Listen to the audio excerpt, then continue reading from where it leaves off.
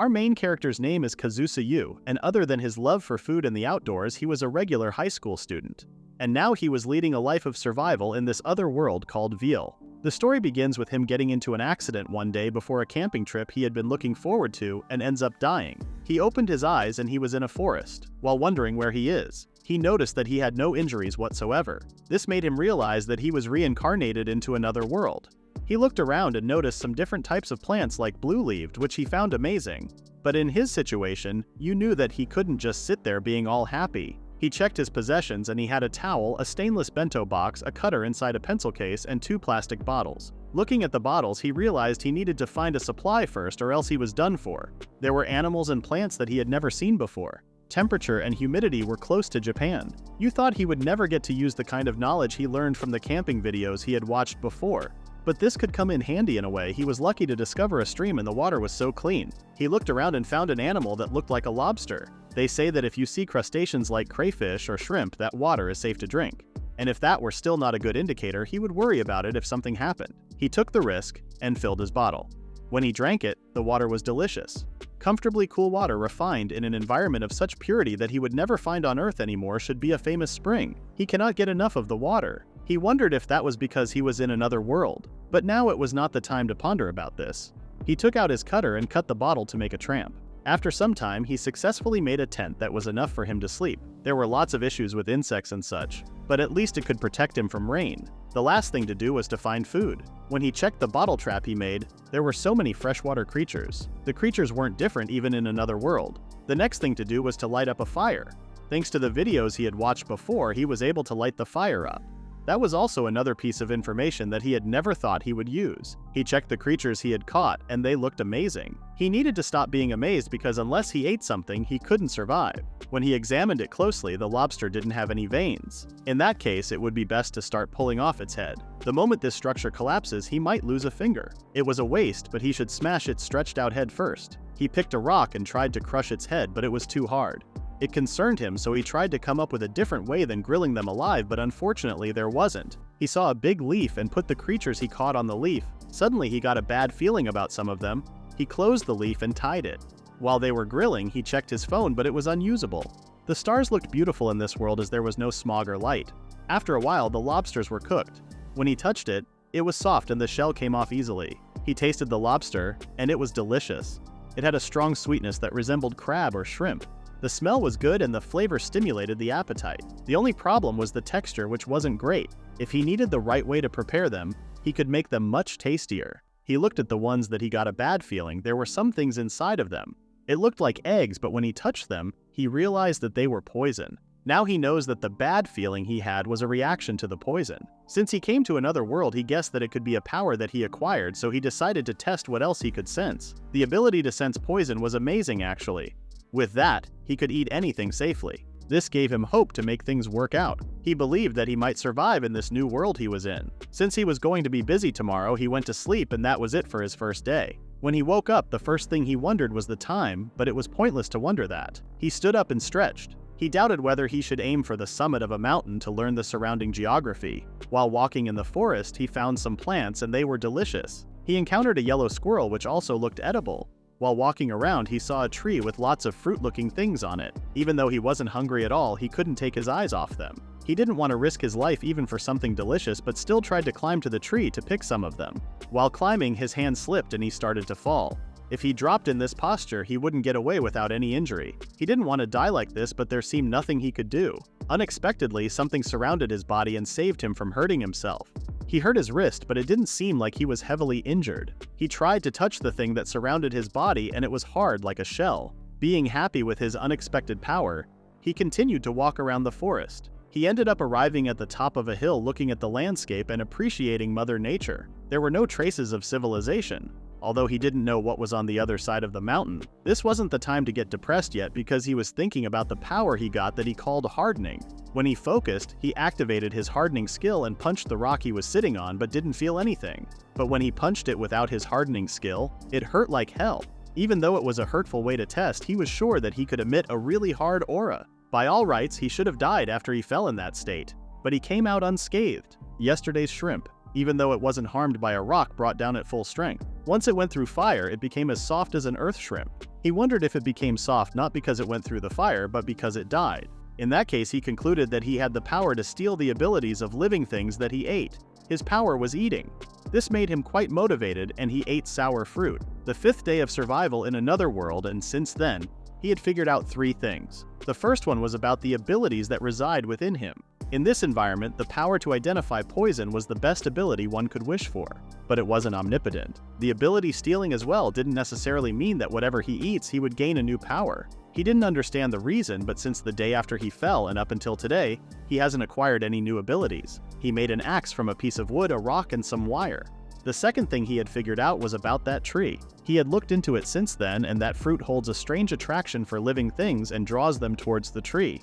It lures creatures onto a dangerous precipice and makes them slip and fall, and then the tree's roots that stretch to the bottom of the cliff consume the creature that falls there. If he hadn't gained hardening skills, it would have happened to him too. He focused for a second to sense the animal that looked like a rabbit and threw his axe at it. He did catch the animal, but one thing he had noticed was that even a small animal like that came at him at full speed instead of running away.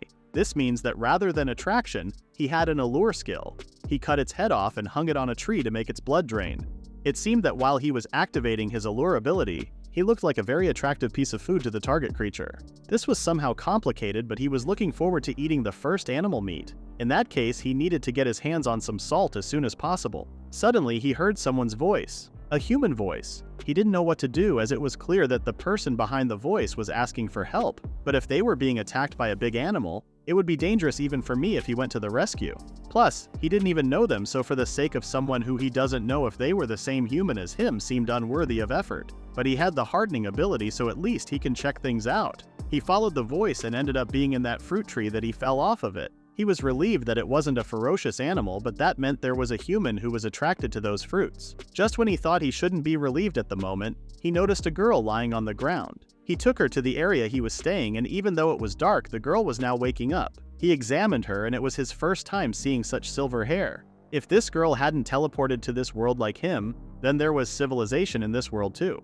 The dinner was almost ready. It didn't smell the best, but at least he tried putting in some conifer needles, hoping to quell the stench, but that could not erase the animal smell. When he sipped off, it was disgusting, but the umami was strong like a badger or a squirrel. He was right to put the conifer needles in. Together with the fragrance they release, they also supplement lacking nutrients. He tried the meat, and it was delicious. It wouldn't surpass a supermarket pork cutlet, but the sweetness of fat spreading through his mouth was the power of meat that he hadn't had in a while. Suddenly, a white wolf-like animal appeared, and it started to eat the fire. After eating it, it turned its back and left there like it was nothing. He was once again amazed by the world he was in. The girl opened her eyes and was shocked when she saw Yu. Several minutes later, the silence between them continued. Yu was confused and didn't know what to do, as she probably wouldn't understand what he was saying. Her tummy growled, and Yu took his chance to offer her some food. She tasted it, and it seemed like she liked it. Yu was watching her eat while thinking about the language barrier between them. It was a bum to not being able to talk to the first human he met. Unexpectedly, the girl thanked him in Japanese. He was taken aback and startled her. He explained that he thought she wouldn't understand his words. She said that she was using translation magic. Yu's language was difficult for her, and she stated that she might be hard to understand. The girl apologized for getting scared of him, but Yu didn't blame him. He asked how her injuries were. She was good at healing magic, but it would be 3 weeks until she could walk. Yu was glad that she had nothing life-threatening. The girl's name was Clara. They introduced themselves, and then Clara explained that she came looking for medicinal herbs and met with disaster. She had not eaten anything for 2 days and was starving. Then she was the charm tree. From what she said to him, in this world all things that have special abilities, whether plants or animals, are called monsters. Clara thanked him for saving her life. Yu asked what was her plan now and guessed that she would like to return to her village, but it would be impossible to walk on that leg. She confirmed him by saying that the village was beyond the mountains and there were dangerous monsters in the mountains. Clara hesitantly asked if she could let her stay there for a little while. Yu seemed pretty surprised and mad, but it was not because he didn't want her to stay, it was because of the way she asked him. He told her to take his advice and stay there until she healed completely. Even if she became able to walk earlier than 3 weeks, it was not like she would be completely healed, because it would be impossible for her to walk through the mountains with the dangerous monsters. He told her that she might wish to go home soon, or might be uneasy being with a man she doesn't know, but he wasn't so rotten that he would take advantage of a girl in distress, and he was not a coward who would abandon her halfway either. Clara considered herself a useless person and thought she would only get in the way. Yu didn't agree with her, and even her being with him was reassuring, as he hadn't seen any people in a while. Also, he was a bit of a gourmand himself. With her here, he thought he would be able to eat lots of different ingredients a little at a time. His words made her so happy that she teared up. He added that they would probably be okay, and once her leg heals, she would lead him to her village. She gladly smiled and they called it in for today. While Clara was sleeping, Yu looked at the sky and thought about the future. In the next scene, Yu is in the forest trying to find something interesting. He noticed some fruits that looked like he could pick them. He jumped to get the fruit from the tree easily, which he wouldn't be able to do it normally. After he got to this world, he was in really good shape. It was like he was getting stronger day by day, so he wondered if it was because he was eating delicious food. He bit the fruit and it looked and tasted like an apple. Maybe it was because they were wild, but they weren't all that sweet. He then noticed the blue leaves he saw on his first day. It didn't seem to be poisonous, so he took a bite and it was sweet. He picked a bunch of them to bring to Clara and continued walking around until he arrived in a magnificent landscape. He looked at the rocks and had an idea. He tasted the rock and it was salty like salt. There was the sea, so he thought he would harvest some one day, but it was really lucky to get his hands on it in the mountains. He was glad to find those rocks because now he would be able to eat delicious food. It was time to head back to the area, but then noticed some nails on the rock. He was surprised that seashells were on top of rock salt here in the mountains. He didn't see anything strange about those like poison. If it lived in the mountains, even if it might look like a seashell, its structure would be different. He collected a bunch of them too, and now it was time to go. He was looking forward to finding out how they all tasted. He went back to the area where he stayed and Clara greeted him. He showed the things he brought. He also mentioned that he could tell if there was poison in food. Clara seemed to notice something. When you asked if there was anything rare there, she pointed out the blue leaves. He mentioned that they were sweet and sour with a nice fragrance. But Clara had never eaten any because it was a precious plant called mana herb, and a whole family could live for half a year on how much this amount would fetch. Yu was shocked and asked why it cost so much. She explained that, just as the name says, the mana herb had a large amount of mana in it. Mana was the basis of magic. If he eats it, his magic power recovers faster, which is why mana herbs are very important leaves to mages. But like she said, the mana herb was really precious. If a mage gets close to it, it reacts to the magic power and changes its color, so she can't even tell it's a mana herb. Besides, there were few of them to begin with. It was amazing to find so many. It looked like a good opportunity, so he offered to eat them together, as being able to recover magic power would be good for her. But she refused, as she didn't think she should be eating that kind of herb. Yu was sick of Clara insulting herself, so he banned those kinds of words. He reminded her that she helped him just by being there. He could ask her about various things he didn't know, and it was more fun to live when there was someone next to him. He seemed to convince her. She took a bite and let the herb do its job. The magic power that had been completely used up in today's healing was overflowing again. She stated that it was delicious and asked for another one. Yu wanted to leave the rest as a dessert after dinner. He took out the seashells he brought, thinking they wouldn't last long. Clara said that they were salt rolls. They were sometimes eaten in those parts, and they were only found far from villages, so they were more like a snack for hunters. He didn't expect them to be this popular. He asked if they cooked those, and she said that he could grill them with the shell and all or eat them raw. Since they taste salty, they usually don't season them, but some season them with garum. Garum was a seasoning used in ancient Rome. It was fermented fish paste. He thought about it for a moment and decided to cook them. With wild grass, water, salt rolls, and rock salt, he put them in a container and started to cook. After a while, the food was ready, and he called it the Mountain Clear Soup. Clara found it pretty clear and delicious looking. You added that it was more like the soup made from yesterday's critter, but the fragrance made it very different. Clara's tummy growled again, and they decided to eat without waiting. The soup somehow made them feel cozy and brought out the nostalgia in them. Once they put it in their mouth, the rich fragrance spreads all over as if trying to escape. The penetrating flavor was rich but not oily. It truly was the mountain harvest. The texture was comfortably springy, with a hearty consistency, and every time he bite, the rich dashi flows out. The innards were different from the body that was filled with the mushroomy smell. They had the subdued smell of greenery. It was a gentle fragrance, much different from the algae smell he gets from bond creatures. They moved on to the desserts, and Yu thought about boiling them down into syrup or jam. Clara seemed embarrassed for not being able to think about that before. At that moment, Yu felt the perception gap. Even on Earth, he felt that his perception was different. The gap between Earth and this world, when he finally gets down from the mountains, might become a big impediment. He kindly asked Clara if she could teach him various things about this world. She accepted it without hesitation. You wondered if she found it strange, and she said that even though it was an uncommon question, she didn't think it was bad to ask about what he didn't know. Besides, she really liked teaching. You thanked her, and she said that she was just happy to be any use to him. In the worst case, he thought he could live in the mountains or the forest, but he was dedicated to studying hard. 3 days passed, and it seemed that Yu was learning things pretty fast. He decided to learn simple magic from Clara, and she was amazed at how quickly he learned magic. The first thing Clara taught him was the translation magic she showed him right after they met. As a result, they were able to understand each other's language to the tiniest nuance. Clara was also getting better at understanding him. Except for the things that don't exist in her world, she understands the small things. You asked if it was okay to use magic on translation when she needed it for healing. She said that translation was on the very outside of her soul, so it was okay. It was her that moved the language part just a little, as if she was taking it outside. It expends barely any magic power, that's why it was easy. You didn't find any problem as it didn't affect the leg. She mentioned that she had a lot of magic power. Normally she would use a lot of magic power for healing, but you brought her delicious food so she didn't need it. In this world, healing magic is really high-grade magic. Recovery, that restores stamina, is supposedly simple, but healing, and magic that speeds up the regrowth of the broken bones, is in the top grade of magic skills. There are various food that contains mana. If you eat it, it becomes the source of magic energy. So if you have a healthy diet, the recovery of your magic power speeds up. You figured that even though his nutrition was beyond compare to the daily life on Earth, it must be because of it that he had been filled with vitality even since coming to this other world. Clara seemed to notice that too. When he was about to say something, Clara's expression changed and she seemed panicked when she noticed something. You checked where she was looking and it was a giant deer looking at them. The deer was the ferocious beast called the Lord of this mountain, and it killed numerous hunters already. There was no way they could win, so you started to brainstorm what to do. Clara seemed terrified. He told her to follow him as he was running towards somewhere while using his allure skill. After catching its attention, he used his hardening skill and took out his axe. The deer came at him like a car with full speed and he could somehow dodge it. It was a lot faster than he thought, so he has to be careful.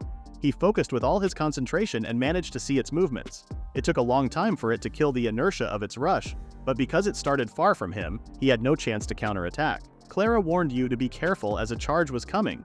The deer was so strong that he almost died. The rushes before this were one thing, but if he get hit with this charge, even the power of his hardening wouldn't last. He had no chance to counterattack. Besides, he didn't even know if he would be able to dodge the next one. He was leaning towards a big tree and wondered if he could use this. If he can't stop, that means it can't change direction readily either. If he get the deer to ram into this tree and if its horns get stuck in it, he could get his chance to counterattack. But it depended on the deer coming at him. He didn't need to worry about that though. The deer must aim for the tree, so he cannot move sooner than the deer's rush because it would change the aim for something other than the tree. And if he was too slow, he would simply die. There won't be a third time in his plan. They looked at each other, and the deer came at him at its full speed. Fortunately, Yu was able to move from his place right on time and its horn got stuck in the tree. Taking advantage of that, Yu used his axe to harm it, but his handmade axe didn't even make a scratch on the deer. The deer started to move and it was about to pull its horn inside the tree. Yu seemed hopeless, but a random stranger came to his help, handing him a big sword. Yu got the sword, but it was too late as the deer managed to get its horn out of the tree's ash and threw him. He was injured, but he was still alive, which was enough to do it as the deer was almost on top of him. He believed he could do it because what he had now was not some coarse tool. It was a weapon. He ran towards the deer and gathered all his strength to attack the deer. He successfully cut the head of the deer and was amazed by the sword. Suddenly, a girl came out of the bushes looking directly at him. Yu was shocked, but before he could say anything, the girl collapsed on the ground while mumbling something. In the next scene, it was dark at night and Clara was crying from happiness because she was glad that Yu was unhurt. Yu patted her head and told her that this wasn't his first time to comfort her. She said that he could have left the likes of her behind and run, but he saved her. Yu warned her about the banned phrase she used. Now that she calmed down, Yu sliced the deer meat and it was time to eat. Clara was confused as it was still raw, so he explained that it was something you'd grill and eat yourself. Today's dinner was deer barbecue. Hanging up that giant body to let the blood drain was a major hassle. Butchering it wasn't all that ordinary either. Because of that, he was starving. Before starting the barbecue, he tried to woke the girl who passed away in the forest. The girl who lent him the sword back then hadn't woken up even once since collapsing. If she doesn't wake up, it might be dangerous for her. They decided to grill the meat to wake her up as she was not waking. The meat smelled and looked good. Clara can't wait to taste the meat. Since he sliced it thin, the meat's cooked pretty fast. They tasted it at the same time and were taken aback by the taste of it. The umami from the fat was amazing. It was sweet and yet not heavy. It was ideal meat. After being heated up appropriately, the fat started to melt and didn't get left in the mouth. It was luxurious, as if the bounty of the mountains was all collected and distilled into a droplet. Clara also loved the meat. She had never tasted something like that before. She wanted to eat more as there was still a lot left. They continued to grill the meat and Yu got depressed as the thigh that was bursting with red meat goodness was one of his favorites. But the deer's umami was concentrated in its fat. The lean thigh might be too plain. It means that they should have kept the sirloin until later and started with plainer cuts. But when he tasted it, the lean thigh was no match for the marbled sirloin. Clara couldn't believe that after meeting with disaster in the mountains, she would be able to eat something so delicious. Clara asked if Yu wasn't going to grill the next piece, and he said that something was bothering him. She wondered what it was, but it was hard to explain. He said that he was just thinking that it was strange that such a strong animal would have such tender meat. Strong animals should fundamentally taste bad. After thinking about it for a while, Clara said that strong animals had a lot of magic power, so that's why they were delicious. Magic power was the source of everything in this world. The more magic power monsters have, the better they taste. You seem to understand now. He thanked Clara for explaining it. Yu was happy as there might be monsters stronger than even the deer, and he would eat them. They continued to grill the meat, and suddenly the girl woke up like a zombie begging for meat. Yu made her taste it, and she was thrilled by how delicious the meat was. She then prostrated herself and started to apologize for acting unseemly. Yu told her to raise her head. He said that she actually saved them, as he was able to save himself with her sword. Yu asked if she could introduce herself while eating, but when she started to eat, she totally forgot about the introduction. After eating tons of meat, she praised Yu's cooking skills. The seasoning amount was exquisite and the doneness was just right, as she said. The idea of grilling one bite-sized piece while you eat them was also excellent, so she told him to be more proud. Clara backed her up with that. She then introduced herself as Katia Firo, a temple knight in Moiris. Clara was shocked by that, but she told them to don't worry about her rank. Since Yu was a stranger, Clara explained that temple knight means people who serve God and help those in need in every land. They helped many, so there was much trust in them. Katia was happy that someone would speak of them like that, but it was rare to know of temple knights. You guessed that from Katia's point of view, he was from out in the boonies. He told her not to worry about it. Clara wondered if she could call her Katia, and she approved. She considered them as her friends now. Not to be rude, Clara asked her how old she was, which seemed to upset her. You didn't understand the issue, so Clara said that you can't become a temple knight unless you are at least 18. Katie said that she was 19 even if she looked like that. She seemed to be sick of people assuming she was a child. Yu apologized, but she knew that she looked very young. She then thanked them. Yu asked what she was doing in the mountains. She said that she was on a mission from their night order. There was information of a certain thing seen around there, so she was ordered to investigate. When they asked what was it, she said that it was a dragon, but she told them to not feel uneasy. In the end, it was a tail. As far as her investigation went, it was more important to verify that it didn't exist rather than it did. Here, outside the Badlands, an extermination mission would be treated as something unprecedented. If a dragon were here, there would be a huge uproar. Before that happened, she was assigned to come and judge the veracity of eyewitness claims and report back. So she came into these mountains, but she met with disaster and was on the verge of starving to death. You asked what she was going to do now, and she said that after getting into trouble, she didn't have time for her investigation. She needed to look around these mountains a little more, but she was likely to get lost again. Besides, she had no way of getting back safely. Yu offered her to stay in their camp for now. He said that if he still need to be in the mountains, she need a base, so if she stay there, she wouldn't have any problems with food. And it would help them if they had someone who could fight with them. It would be reassuring to have someone's help if they were attacked by a monster. Katie thought about what he said, but when she found Yu, the fight was about to be finished. Yu had the strength to bring down a monster like a deer as long as he had a weapon and doesn't really need more fighting hands with him. She considered it and then accepted his offer. Now that they settled everything, it was time for bed. He told her to use the bed he made for tonight and went to the toilet. When he was gone, Clara said that Yu was amazing and she was happy to meet Katia. Katia was also glad that she ran into them. When Yu got back, he saw them becoming best friends. In the next chapter, Yu and Katia arrive at the sea. Katia noticed that Yu was very excited. He explained that rather than the sea, he likes sea creatures. Katia hasn't seen the sea in a while either. Without procrastinating, they started to fish. There were fish even in the shallows, and they weren't afraid of them at all. When he turned to check on Katia, she was wearing her swimsuits, which he didn't expect. She didn't understand why he acted so surprised, but then realized it and got embarrassed. Yu also took off his clothes but was anxious as he didn't know Katia was okay with it. They dive in and start to look for fish. The sea was really translucent and it was different from when he looked at it from above. Not only in Japan, you wouldn't find a sea like that in the world. After searching for a while, they found the fish that they had been looking for. It was still surprising that they weren't cautious or afraid of humans. You had a hard time picking one as they all looked juicy. When it comes to fish, even on Earth, there are many amazing types, so he wasn't surprised to see the variety of fish. He decided on which fish he was going to hunt and tried to use his bare hand because he didn't want the harpoon he made to be damaged. He watched its movements to find the right time and tried to catch it, but the fish turned to him and literally yelled. He covered his ears and immediately went to the surface to catch his breath. He was shocked and tried to process the situation when Katya asked if he was okay. He said that he was fine, but there was a terrific swelling noise coming from the fish and he was just surprised. Katya had heard of it and apparently it was called cymbal fish. It has a special organ that it uses to produce a loud noise when it feels danger and scares predators. That noise-generating organ was a delicacy and its taste was weak, but it had an alluring texture in your mouth. She told him to cheer up as there were plenty of other fish in the sea. She was right. You decided to be more cautious and realized that trying to grab it was a mistake. They dive again and he finds an ugly-faced fish, but it is always fish like that ends up being delicious. So he softly approached it and used his harpoon to catch it, but the fish released something white. If it was poison, he would have sensed it, so it was just air. It blew out tiny bubbles all at once and blinded him. He looked around and saw the fish in the sunlight, so he threw his harpoon at it and successfully caught his first fish. He went to the surface with a proud face. While they were drying up, you asked Katya what were those badlands she had been mentioning. She explained that badlands were places unfit for people to live in.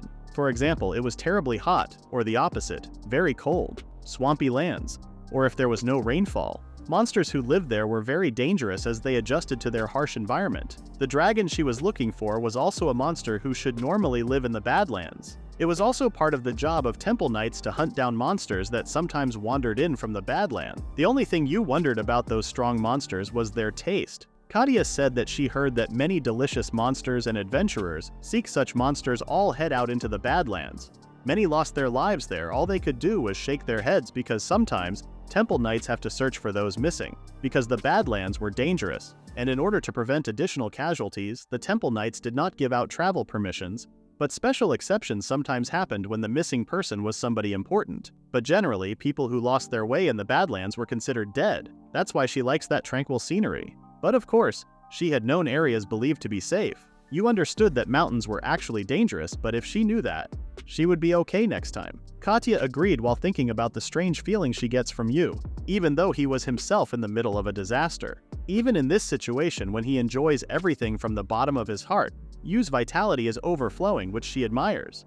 In this disastrous environment that made her feel death, you made her feel her life force. Katya excels even among knights when it comes to her combat prowess.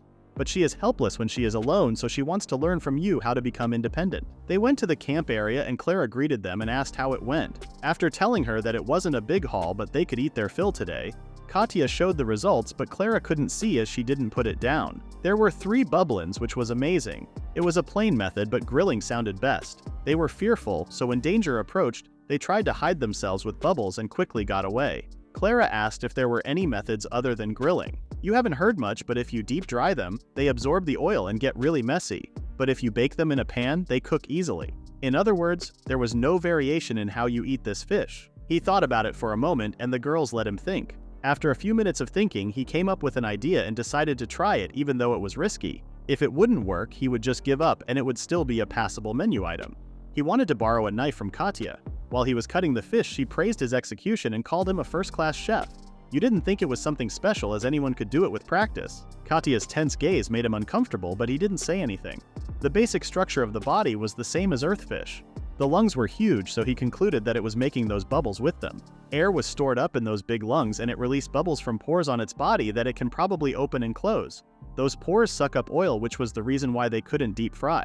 He cut the first 2 fish, and for the last one Katya caught gave him that bad feeling. If he recalls what happened recently, some individual fish might possibly be poisonous, but back then, the poison wasn't in the body itself, it was in the eggs. It didn't look like this bubblin had eggs, which means there was a parasite inside it. He took out the parasite, but even though the bad feeling subsided a little, some of it still remained, which meant there were other ones there too.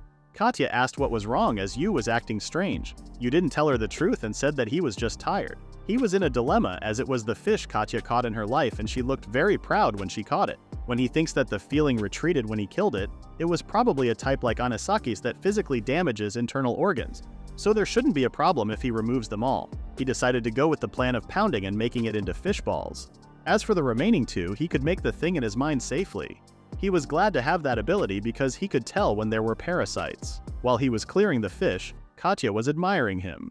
Parasites are an unavoidable problem when one eats the meat of wild animals. While it was possible to protect oneself with careful preparation and cooking, it required both effort and time. This power allowed you to ignore that burden to an extent and yet be able to consume flesh safely. Not only that, but with this power alone in this situation where they struggle for survival, He could make food that would otherwise be out of the question. Yu suggested Katya look forward to today's meal, but he didn't need to as Katya thinks his cooking was delicious. He asked Katya to get some garika fruit and oil from the camp.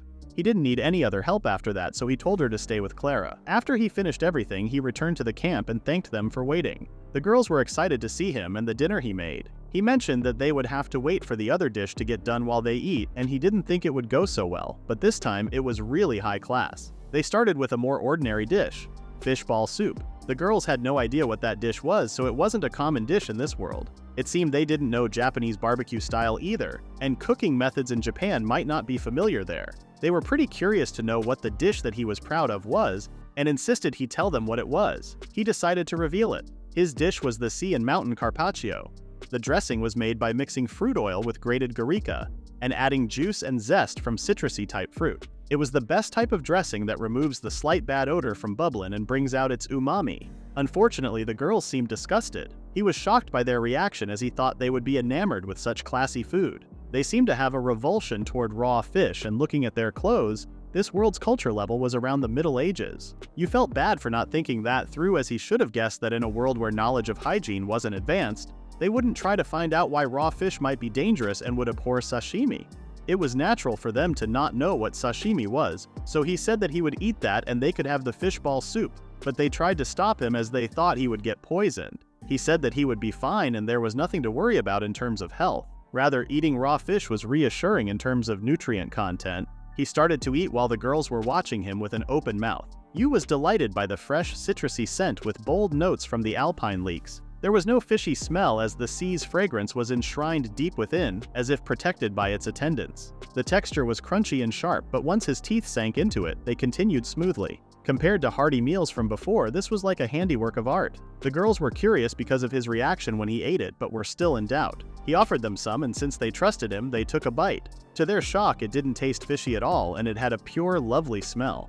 There was a faint sweetness and a perfect saltiness. They couldn't believe raw fish could be this delicious. They thought that it would stink so bad and they couldn't eat it even if they starved to death. But far from that, it smells great. They ate all of them and were glad that they ate it, as it would be a waste to not know this dish. Now it was time for the fishball soup. After being full, they praised Yu again, and Clara wondered what nutrient meant. He said that it was something like mana. Mana is what causes their magic power to recover faster, so nutrients were the same. For example, they could recover from fatigue easier, or they could be the ingredients for blood. There were many types and as many benefits from them. Yu recalled a story.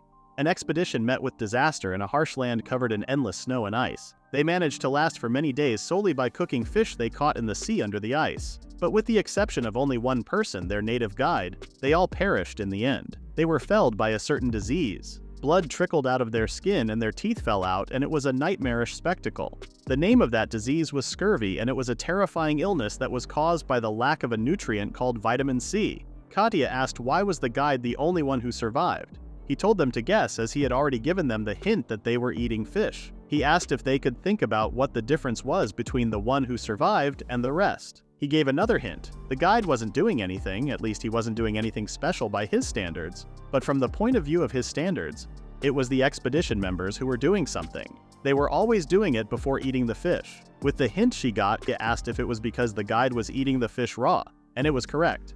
As he mentioned before, raw fish had more nutrients. Scurvy caused by lack of vitamin C, so in order to prevent that, they must eat vitamin C, which they could get from all sorts of foodstuffs like fish. Clara seemed confused as the expedition members were also eating fish. He explained that vitamin C was easily destroyed, so it was so fragile that seasoning with salt of exposing food to air for long would destroy it. At that time, the country the expedition was from did not have a custom of eating raw fish. Only the native guide from that land, who had been accustomed to eating raw fish, survived. It was easy to develop scurvy if they kept eating things like salted meat for a long time, so he warned them to be careful with their diet. In light of that, the carpaccio just now was filled with vitamin C with the raw fish and the deboned citrus fruit. Katya also heard that the disease was common on ships and on expedition. However, she wondered if they would lack it even with their normal diet, as vitamin C was lost through cooking. He explained that there were foods that don't lose vitamin C that easily, even when you heat them up. Potatoes were one example. They include a nutrient called starch, which protects vitamin C from being destroyed.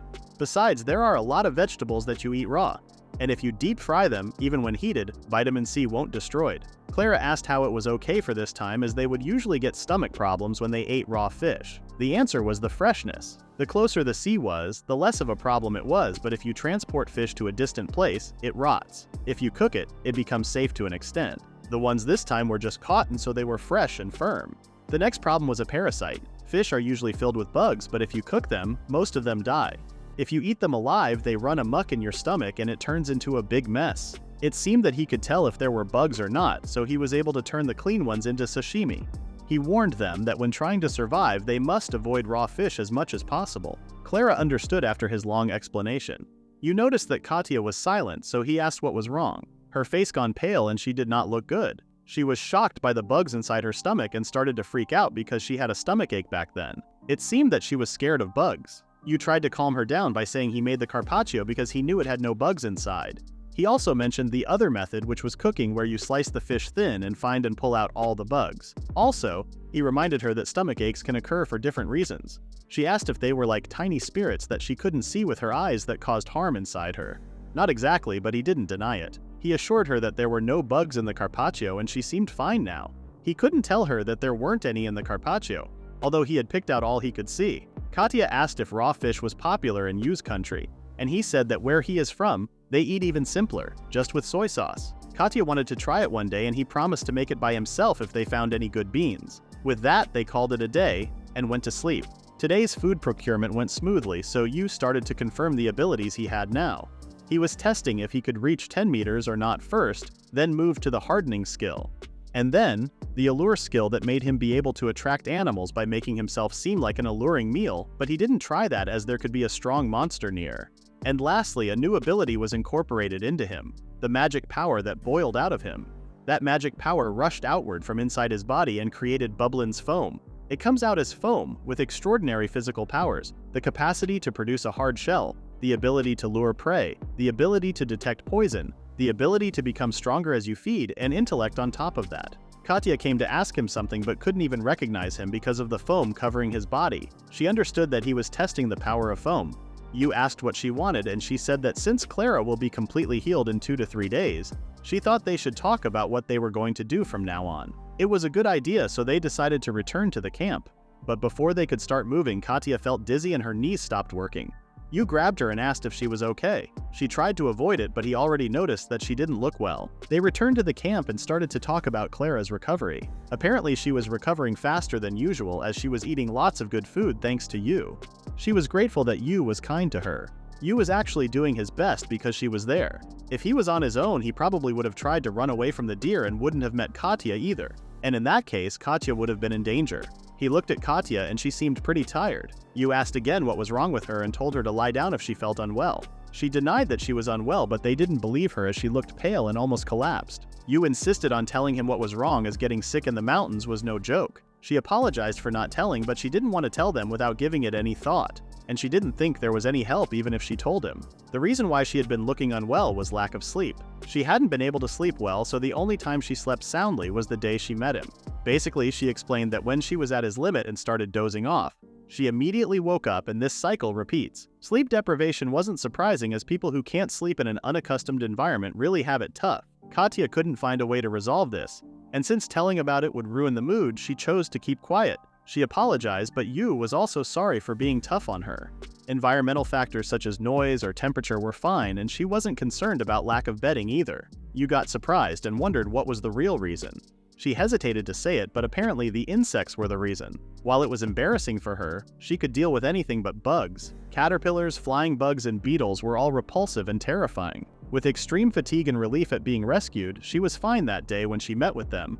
But once things settled down, she started to get worried just thinking that a bug may be there. Yu said that he could do something about them, but she couldn't believe it. It was not going to be perfect, but it would be something. Since they were done looking for food, he decided to try it. First, they were going to gather some supplies around here, so he told Clara to watch the place for them. They walked around the forest for a while and then, Yu stopped saying this should be good. Katya was confused and hopelessly asked what they were going to do now. He said that they were going to build a house. He told her to gather as many of leaves as she could and carry them to the camp, and he was going to gather other materials. They started working and Yu paid attention to quality rather than the length. When they gathered enough wood sticks and leaves, it was time to collect ivy, which they needed a lot. After a while, they finished their work and returned to the camp. It didn't take long as Katya helped out. You asked Katya to gather some wood with a specific length and she went ahead without questioning. Clara wished there would be something she could help with, and this time you said that she had a job too. A girl would probably be handier with this kind of work, so he was counting on her. She happily accepted, and you started to show what she was going to do. Her task was to split the leaves down the middle, and it seemed like she was great at it. Katya returned with the woods and she joined them to split the leaves. After finishing a bunch of them, you told Katya to cut the wood into pieces and he started swiping the floor. After sticking the pieces of wood into the ground to form a circle, he joined the ends above and tied them. He started to form the outer part of the house by tying the leaves he divided into two around the house he built. Katya decided to help him, but the real reason was to make sure there was no hole between them. After he finished building the house, you used the remaining rope and trees to make a bed for Katya. It was an ideal solution, especially to keep her above the ground and prevent insects from approaching it directly. They could also keep a fire going inside, and if they tie up some of those leaves to make a movable door, the house would be completed. Clara and Katya were amazed by him, but Katya didn't understand why they had the fire inside, as it would usually attract insects. She was right, but you explained that at night they could extinguish it.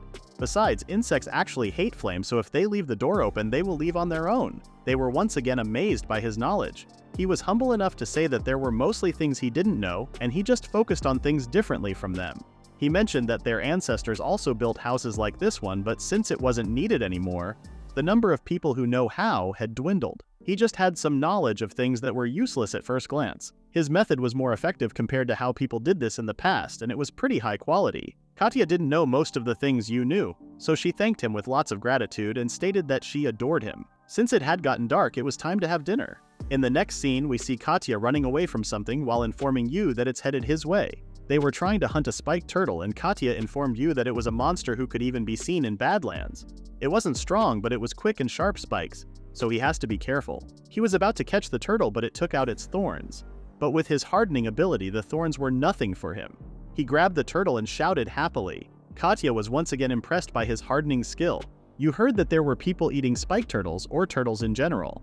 But Katya heard that the meat was pretty smelly, and it wasn't anything edible. He said that it could turn out like that if she didn't cook it right. But if it cooked properly, then it was rather delicious. You promised to put a little effort into today's dinner, and they returned home. You started cooking, and it was like a cooking show for Clara and Katya. The girls were a bit hesitant when they heard turtle, but once it was dressed and trimmed, it was no different from any other meat. He started to create their maize in place with the other ingredients. The first step was to beat and mash some grass tie wrap. If you step on those leaves, their roots shoot out from underground and tightly wrap and capture the prey that touches them. If the prey is small, it gets strangled, but if it's big, the plant lets other predators eat it and makes do with the remaining nutrients. They were going to use the part that serves as the plant's delicate sensor. It was soft, in contrast to the rough roots, which means it was suited for consumption. He started to smash the grass. The fragrance reminded him of the beefsteak plant. It had some acidity, but he felt no discomfort. The girls started to get hungry while watching him. The next step was stuffing the grass tie wrap mash between pieces of spiked turtle meat. Then here comes the flour.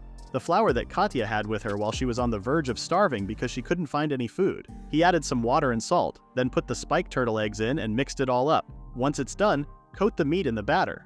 And then they started to deep fry the meat. It had been a while since Clara heard the sound of the meat frying in oil. After a while, spiked turtle tempura was ready to be eaten. It looked delicious, and so refined that no one would believe it was a spiked turtle. They started to eat, and the food had a good texture and was filled with fiber, like chicken tenders, and had a sharp, clean mouthfeel. It had strong umami to complement that pleasant feel.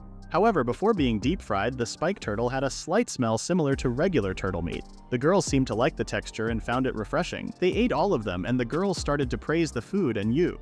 You said that the texture of turtle meat resembled chicken, so he wanted to try it out. Because it had such strong umami, Katya thought it would probably be even more delicious than carriage. You had an idea. It was a cooking method from his home country, marinating chicken in soy sauce and then deep frying it like he just did.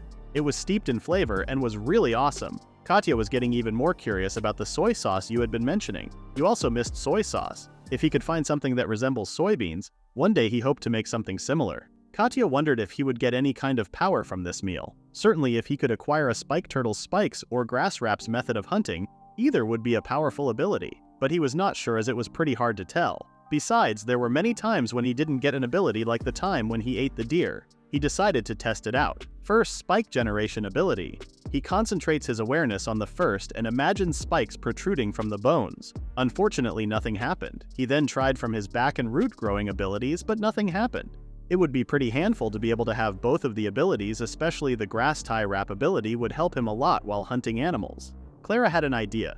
She suggested trying both of the abilities at the same time. This made a lot of sense, and you wondered how he couldn't think of that even with his cheating ability. He grabbed Clara's hand with gratitude and stated how amazing she was. She tried to undermine herself again, but he reminded her that she thought of something that didn't even occur to him, and that self-deprecation would make him look even sadder. Katya told him to stop as Clara's face turned into 50 shades of red. Then he used both of his abilities and successfully grew a root from the ground. He then asked how he should test it as a rock would be too dangerous. Katya suggested using the leaves they use for plates today. He grabbed a tiny leaf and put it on the plant, and the moment the leaf touched the root, spikes came out from the ground. That was indeed an amazing skill. Its destructive power was nothing to sneer at, and it was also practical. Yu thanked Clara once again, and suddenly they heard a strong roar. When they looked at the sky, they encountered a huge dragon. They were taken aback by its presence. The dragon didn't do anything and just flew above them. Yu collapsed on the ground with the shock. Katya was glad that they got away without being noticed. But that means they couldn't stay there anymore. Those creatures were very protective of their turf, and since there had already been a prior sighting, they should think this mountain was already a part of his turf. It was undeniable that he had already passed through there a few times. Katya told them that they should move as soon as possible. Yu asked Clara how her leg was and if she could walk. She said that she could manage if she was supported, but she probably wouldn't make it all the way to the village, so she told them to leave her behind. Yu called her an idiot for even suggesting something like that. Katya said that it was a knight's job to rescue civilians, and it was even more preposterous to abandon a friend. But Clara still insisted on leaving her as they could escape unharmed, but with her, all of them would perish. She seemed like she was having a meltdown, so Katya and Yu shushed her and told her to calm down. Yu said that even though they haven't known each other for long, he can't just leave her behind. Clara was still upset as she thought she didn't have any benefit for the group, as she couldn't find food like Yu or fight like Katya. Yu reassured her that if he didn't meet her, he would have been all alone and wouldn't even have met Katya. Besides, they didn't have even the tiniest idea of how to get to the village. He blushed and stated that they couldn't go on without her. This made her even more teared up, and she hugged Yu. Now that it's settled, they were going to start tomorrow. He asked Katya if they could win if they ran into the dragon. If they go by the book, dragon extermination requires a small squad of at least 5 veterans. If they get to a place with a good outlook, Clara would figure out the way home.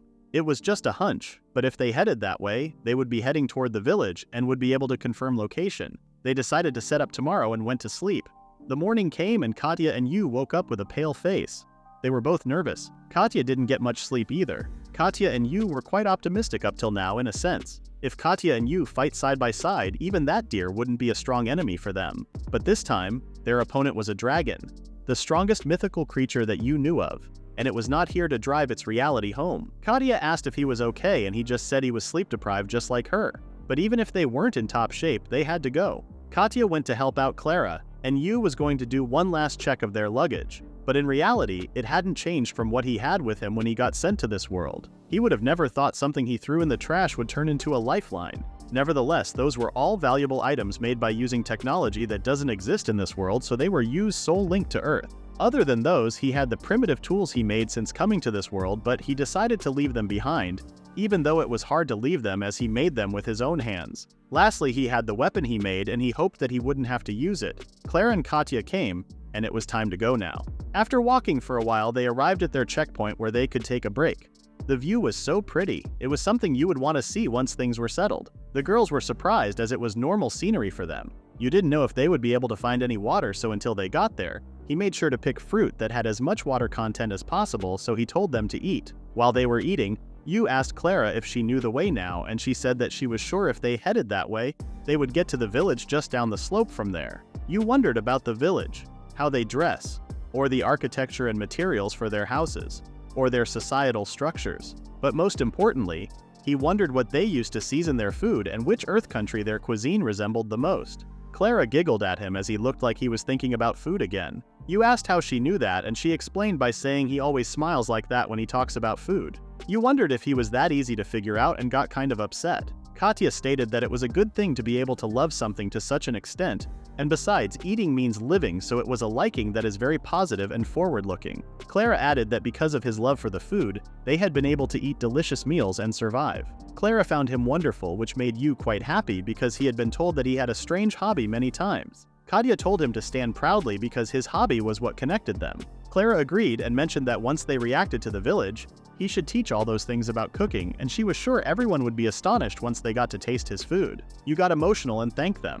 He was about to suggest continuing their journey when the dragon appeared in the sky, looking directly at them. Before Clara or Katya would react, Yu stated that they were going to fight. In any case, they couldn't get away, so they had to fight and win. Katya was preempted by Yu, but reminded him that a dragon was the type of opponent that wouldn't let you get away unscathed even if you assembled 5 veteran knights. As long as their chances weren't zero, Yu was dedicated to fighting. They refused to flee to the point they even come up with forced explanations for it. Clara prayed for them while they stood up against the dragon. Now it was time to plan what they were going to do. Yu's defense was probably stronger than Katya, so he was going to get up front and distract it. That could be true, but Katya found it dangerous. Yu knew that, but he couldn't think of anything better. Katya didn't want to push a dangerous duty onto a civilian, but it might be the best way, so she accepted. Clara called for Yu as she wanted to hand him the weapon he made. It was a deerhorn spear. When he grabbed the weapon from Clara, she stated that she strengthened the grip with her magic. She told him to do his best with teary eyes. After the look in her face, Yu had no choice but to do his best. The dragon roared again and it was time for them to move. Yu told Clara to get back, and as planned, he was going to draw his attention, and Katya was going to look for an opening.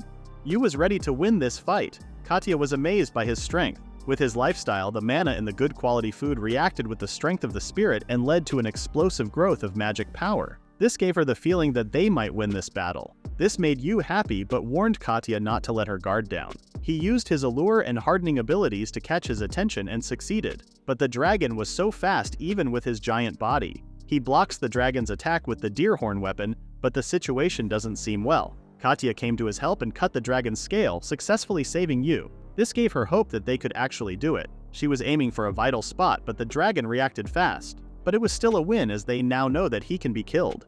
Yu seemed surprised that the blood of the dragon was red. He expected it to be green or blue, which wouldn't be appetizing. Katya giggled at his silliness, but he was more concerned about their plan as they angered the dragon. She stated that they kept it up just like before and they started to run towards the dragon right and left. Yu used his allure ability to catch his attention, and when he blew on him, he used the hardening skill.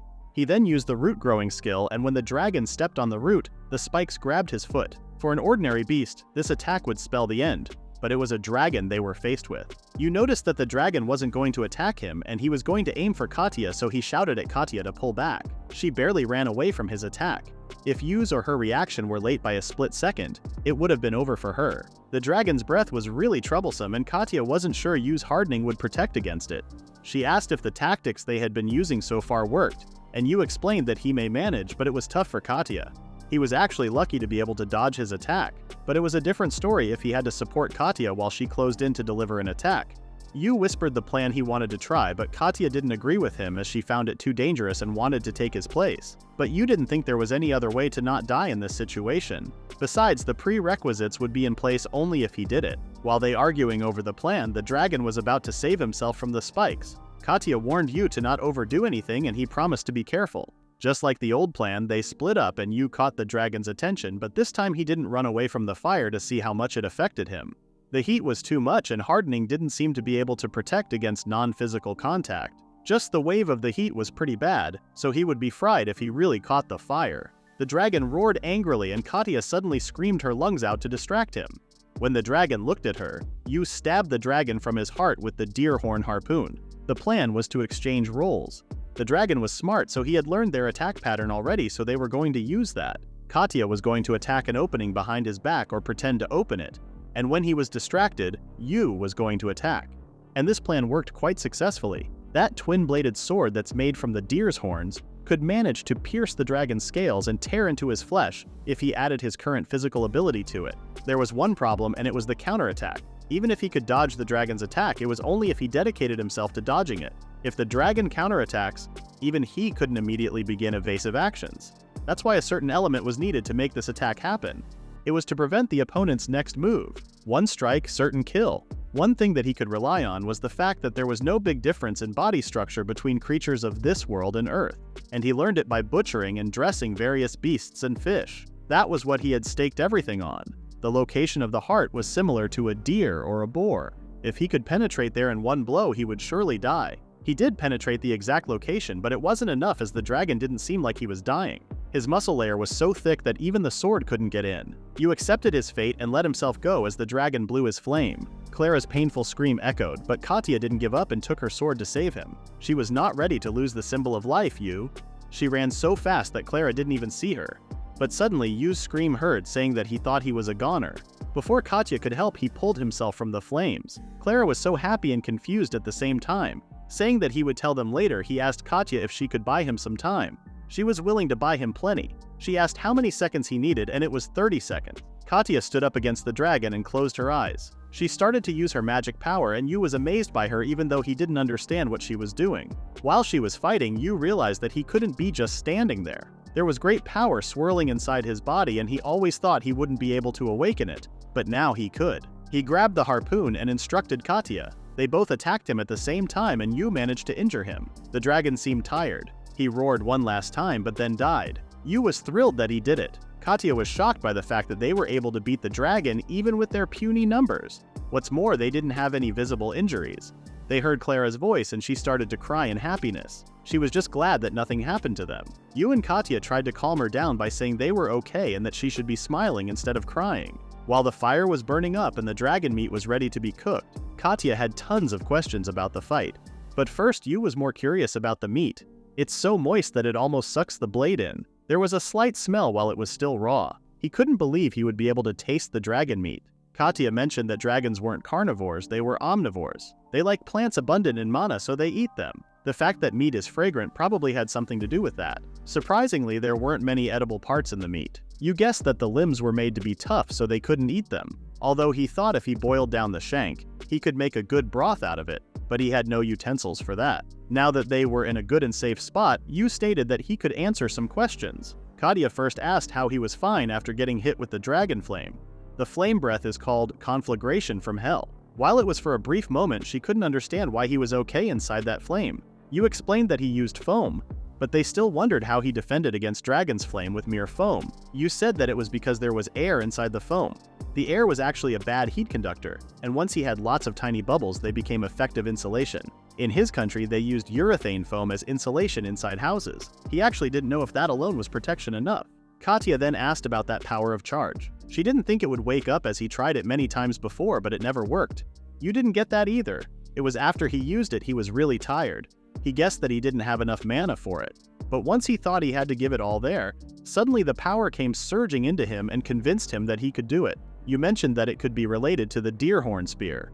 When he thought of using that power, it resonated with him and he felt it became a part of his body. Katya was even more confused by Yu's power after hearing that the sword was the key, but that was just Yu's assumption. He said that he did a good job by eating well and storing up mana, making them look at him weirdly. Clara said that eating is just for healing and recovery. Increasing mana through eating was like filling up an empty vessel with water. He can't increase the size of the vessel itself with food. Normally, in order to increase the volume of mana, you have to use it up in harsh training, and in response to the amount required for natural recovery, he must make his body decide the amount. Basically, it was impossible to increase mana with food. This only means that Yu was a badass. The more he ate, the more physical power he acquired and gained special abilities. This overshadows even his poison detection and food detection abilities. It was an OP skill. Yu seemed pretty stressed out, so the girls stated that they liked him how he was, with so many abilities. Yu was glad that they weren't being weird about anything and thanked them. Clara mentioned that there was fire coming out of the dragon's neck, so she wondered if that was his ability. Yu said that it was most likely there was an organ storing up the breath in that body part. It got ignited by the sparks from striking the scales. Now that they settled that, it was time to eat. Yu's power could grow more and more, but as long as he had delicious food and good friends, he was satisfied. Dragon steak was ready. Yu cooked it with a simple method, with spices to add fragrance and an appropriate amount of salt, grilled at medium rare, sealing all the meat juice inside. He told them to wait a little while he was cutting the meat into one bite-sized piece. When he cut the first piece, he noticed that it was even softer than before he grilled and he felt no resistance. After he finished cutting, the girls started to eat and they were astonished by the taste. You also find it delicious. Even though it was filled with fat, it didn't feel cloying at all. It was unfortunate that he couldn't make a sauce, but unless it was an amazing sauce, it wouldn't go well with the meat's umami brought out by salt. Katya stated that this was more than she imagined. It wasn't something she could eat in the mountains. You kind of felt bad for not having utensils, as he could taste the wood while eating. Clara was just so happy that they were eating such delicious meat when she thought they faced a disaster. Katya agreed, saying that this was a precious experience in a way. Eating a stray dragon in the mountains wasn't something that could happen in their life. You wanted to eat various things. The girls looked at him admiring, and Clara asked for the second plate. The raw meat wouldn't last for more than a day anyway, so she could eat as much as she wanted. After eating lots of meat, they continued on their journey. Clara seemed to be out of breath, so Yu told her that he could lend her his back. But she refused, as she wanted to walk on her 2 feet. Yu didn't insist on her, but reminded her that she shouldn't push herself too hard and make sure she told them as soon as she needed a break. Clara was ahead of them. She suddenly stopped and pointed at somewhere. When they looked, they saw Clara's village. When Katya thought that she made it safely to populated lands, she felt relieved. Yu was also relieved that it was finally over and it wasn't a matter of survival where they lived or died anymore. Although it might be a hard time for Clara now, she did feel a bit apprehensive. When they arrived, Clara's father scolded her for going on her own in the mountains. Yu and Katya were in the crowd watching Clara get scolded. While they were talking, they heard a voice asking if they were Yu and Katya. They were Rosie and Resita, Clara's parents. They heard Yu and Katya save Clara and bowed to them with gratitude. Yu tried to say that it was Clara who helped him, but it was pointless.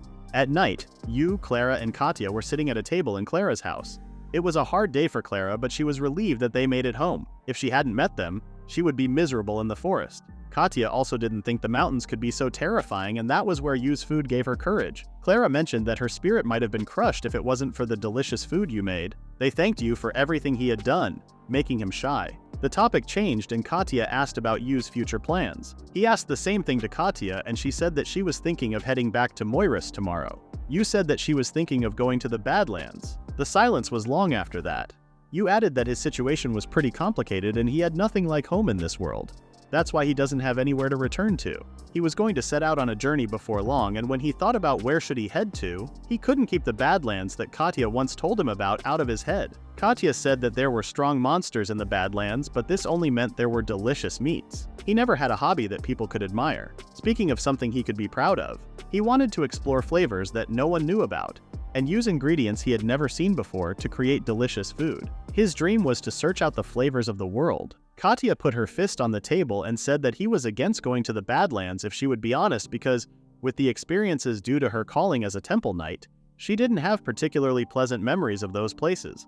But if he had a precise dream like that, she wanted to support him as a friend, but she wanted him to promise that he would sufficiently prepare before heading out into the Badlands. Especially the permission for the passage, she could help him with those procedures. Katya then asked what Clara was planning to do, and if there was anything she wanted to say, she should say it, as she could regret it later. She firmly turned to Yu and stated that she wanted to go with him. Before Yu could object to her idea, she stated that she didn't say this without thinking. She wasn't born in this village, she was a foundling. Silver-colored hair was very rare. The hair of this color was possessed only by the people of a tribe said to not exist anymore. The Maoru tribe. That's why there weren't that many adepts of healing magic that could speed up the recovery of a fractured bone. Combine that with her silvery hair, she thought it could be the case. Katya had never thought she would see a fairy tale with her own eyes.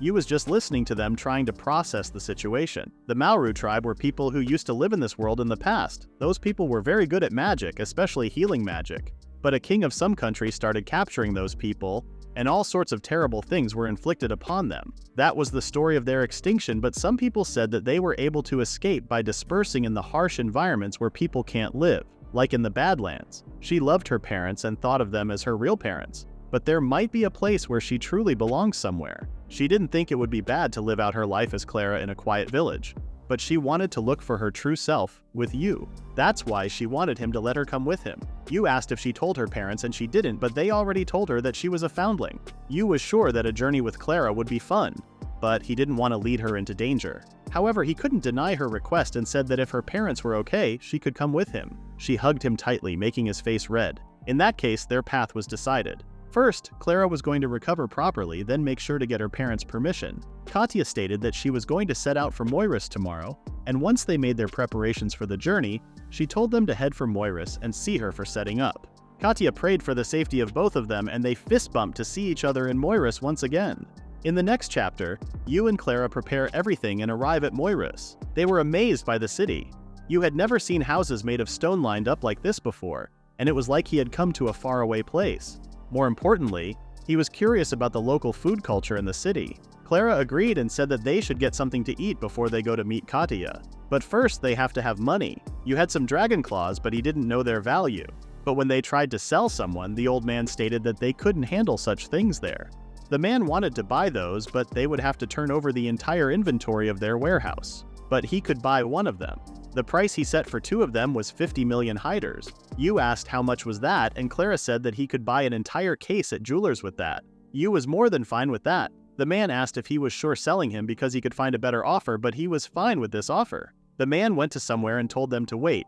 You didn't think a single claw would be worth so much. The man returned with a bag of money. Before they left, the man asked what he was going to do with the other claw and said that if he processed it into a knife, it would work well, and he could recommend a very skilled artisan for that. Yu's eyes sparkled as he heard that he could make a knife. They left the store and he looked quite happy. Suddenly, someone stopped them.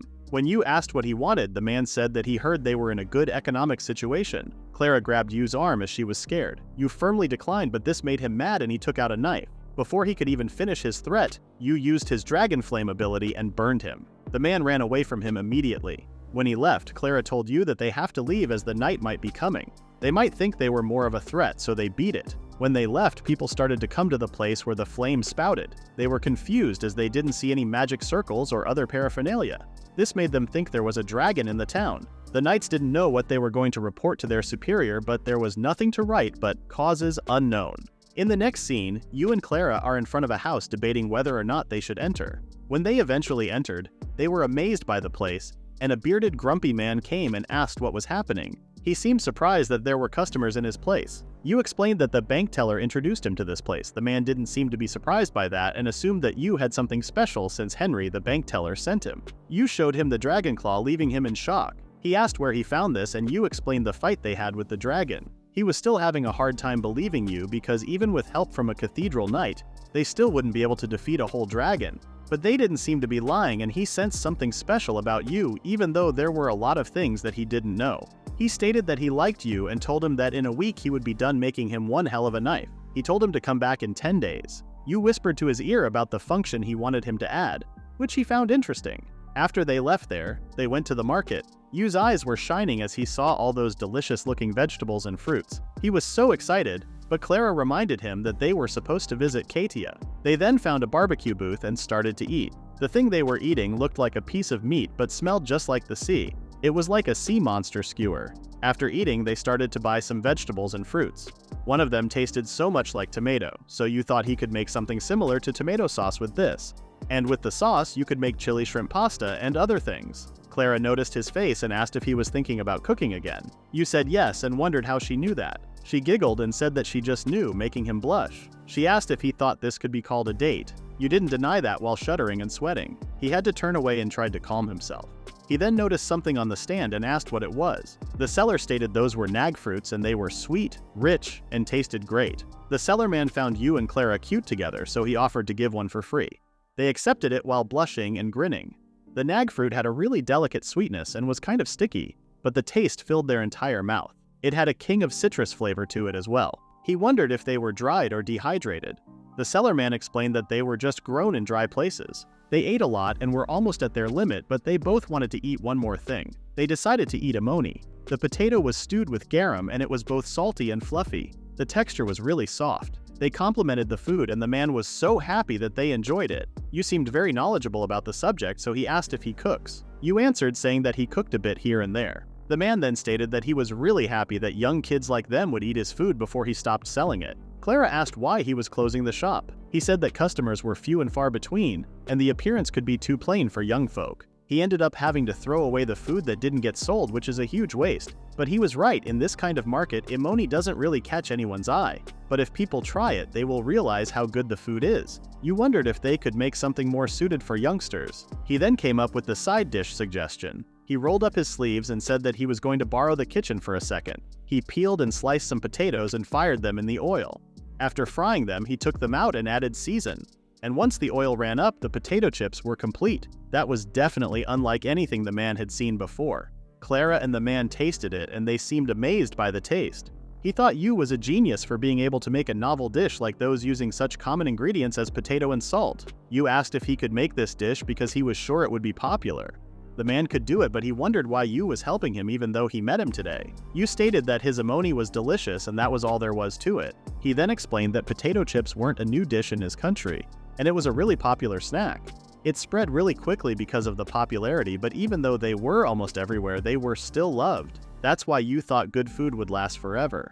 It was time for Yu and Clara to leave, so they did. The man went around promoting his potato chips and quickly caught people's attention. Not so later, his shop was surrounded by customers who wanted to try the potato chips with amoni. Meanwhile, Clara and Yu arrived at the Zhao Temple, and Yu seemed amazed by the place. Clara stated that the Temple of Moiras was quite famous, and even if they didn't let them in, she was sure they would call someone for them. The guardian stopped them at the entrance and asked their purpose. Clara stated that they were there to meet with Katya and asked if they could call her. The guardian said that she didn't mention anything about someone coming to visit her today, but Yu and Clara were more surprised by the fact that he called Katya-sama, which is used for the high and sacred segments of society. Yu whispered to Clara, asking if Katya was such an important person. Clara didn't have any idea, but if a knight of such high rank was calling her Sama, she had to be important. The man then explained that if they wanted to see her, they had to make a written request first. However, it wasn't assured that she would meet them. They apologized for the bother and left there. Yu asked what they should do now, and Clara said that they would just have to send a letter and follow the formalities even though it would take some time. That wasn't a problem because they weren't in a hurry. While they were talking, they heard Katya's voice telling them to wait. She went and embraced them with happiness. Even though it had only been a few weeks, she got bored a lot. She then expressed her happiness for Clara as her parents were convinced. Katya then wanted to go out with them as she didn't want them to stand there and talk, but then remembered something a little troublesome. Yu asked what was the matter, and she said that she mentioned a few things about Yu and her boss wanted to meet him. She asked if he would mind meeting with him for a while. The man he was going to meet was Zhao Archbishop Randall Demetrius. When they returned to the entrance of the temple, the guardians were on the floor begging for forgiveness as they were being rude to Katya's guests. Katya said that she already told them they might be getting a visit from a guest. Yu reminded Katya that the archbishop was waiting for them, so they needed to hurry. Katya told the guardians that they needed to try to be a little more accommodating. Meeting her in person was one thing, but accepting messages was not prohibited. They entered the temple, and Yu found it normal for them to be not enthusiastic as this place should be busy. Katya didn't deny that they were busy, but they were also a human, so she didn't think it was good to be bound to one thought, even if that thought was what made them so dedicated to their work. Clara hesitantly stated how rude she had been to Katya, but Katya would be glad if she continued to treat her as usual. They arrived at the bishop's room, and before entering it, Katya stated that from here on, they needed to mind their manners, and reminded them that she was going to be a little more reserved than you might think. She knocked on the door and introduced them. The bishop let them in and they entered. Katya warned Yu to kneel and they did. Randall told them to feel comfortable. He introduced himself and thanked them for saving Katya and defeating the dragon. Yu also stated that he was grateful for Katya's help. Randall apologized for calling them out so suddenly, but apparently he really wanted to meet him. He then asked his assistant to excuse himself as he planned to talk about private things. The man left, leaving everything to Katya. Yu looked over to Randall and got a different aura. He seemed too young to be an archbishop. Randall then revealed his true self and acted at his age, telling how troublesome the other knights were. He apologized to Yu, saying that he wanted to go and see him personally, but they didn't let him. He introduced himself again in a childish manner. Yu was still trying to be respectful, but he told him to be more honest and introduce themselves. Katya told Yu to give it up or he would use his power against him this time. Yu introduced himself and said that he loves cooking and eating. He then asked about Clara. Clara was very nervous and could barely introduce herself. Randall then stated that the main reason why he wanted to meet was because of Yu, because of the power of his. His power got him interested. This statement made him uncomfortable. Randall tried to comfort him by saying it was just his personal interest and he wouldn't think of anything too crazy like taking advantage of his power. He then asked if they knew the concept of skills. Yu did not know that. It was normal that he didn't know it. Randall stated that the term skills was just a term for convenience purposes, and there was no official name for it yet. He would like to explain it to them, but even the name wasn't decided, so they know nothing about it either. However, as long as that word has the meaning of that skill or ability, it will be something like that. For comparison, it was similar to the power of demons. Skill was a mysterious power that could not be replicated by magic. However, not many people have this. Some people have them suddenly awaken one day, and others were born having it. Those who awaken to the skill vary so much that they don't really know how it manifests. However, it was said that the individual's lifestyle is definitely related to the manifestation of skills like a swordsman gaining their ability through their sword. He was saying that Yu's power was like that too.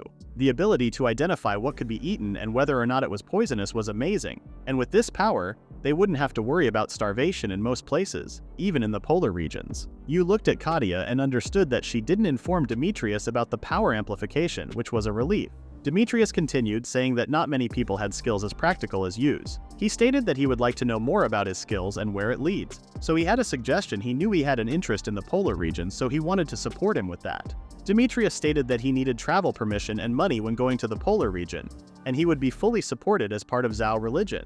However, in addition to Katya, there was another girl and he wanted her to accompany him on his journey. Yu wondered why he was doing too much for strangers like him. Demetrius stated that skills were the very essence of human potential, and it was obvious that the way a person lives was related to the way they were, so a person being led by effort was admirable.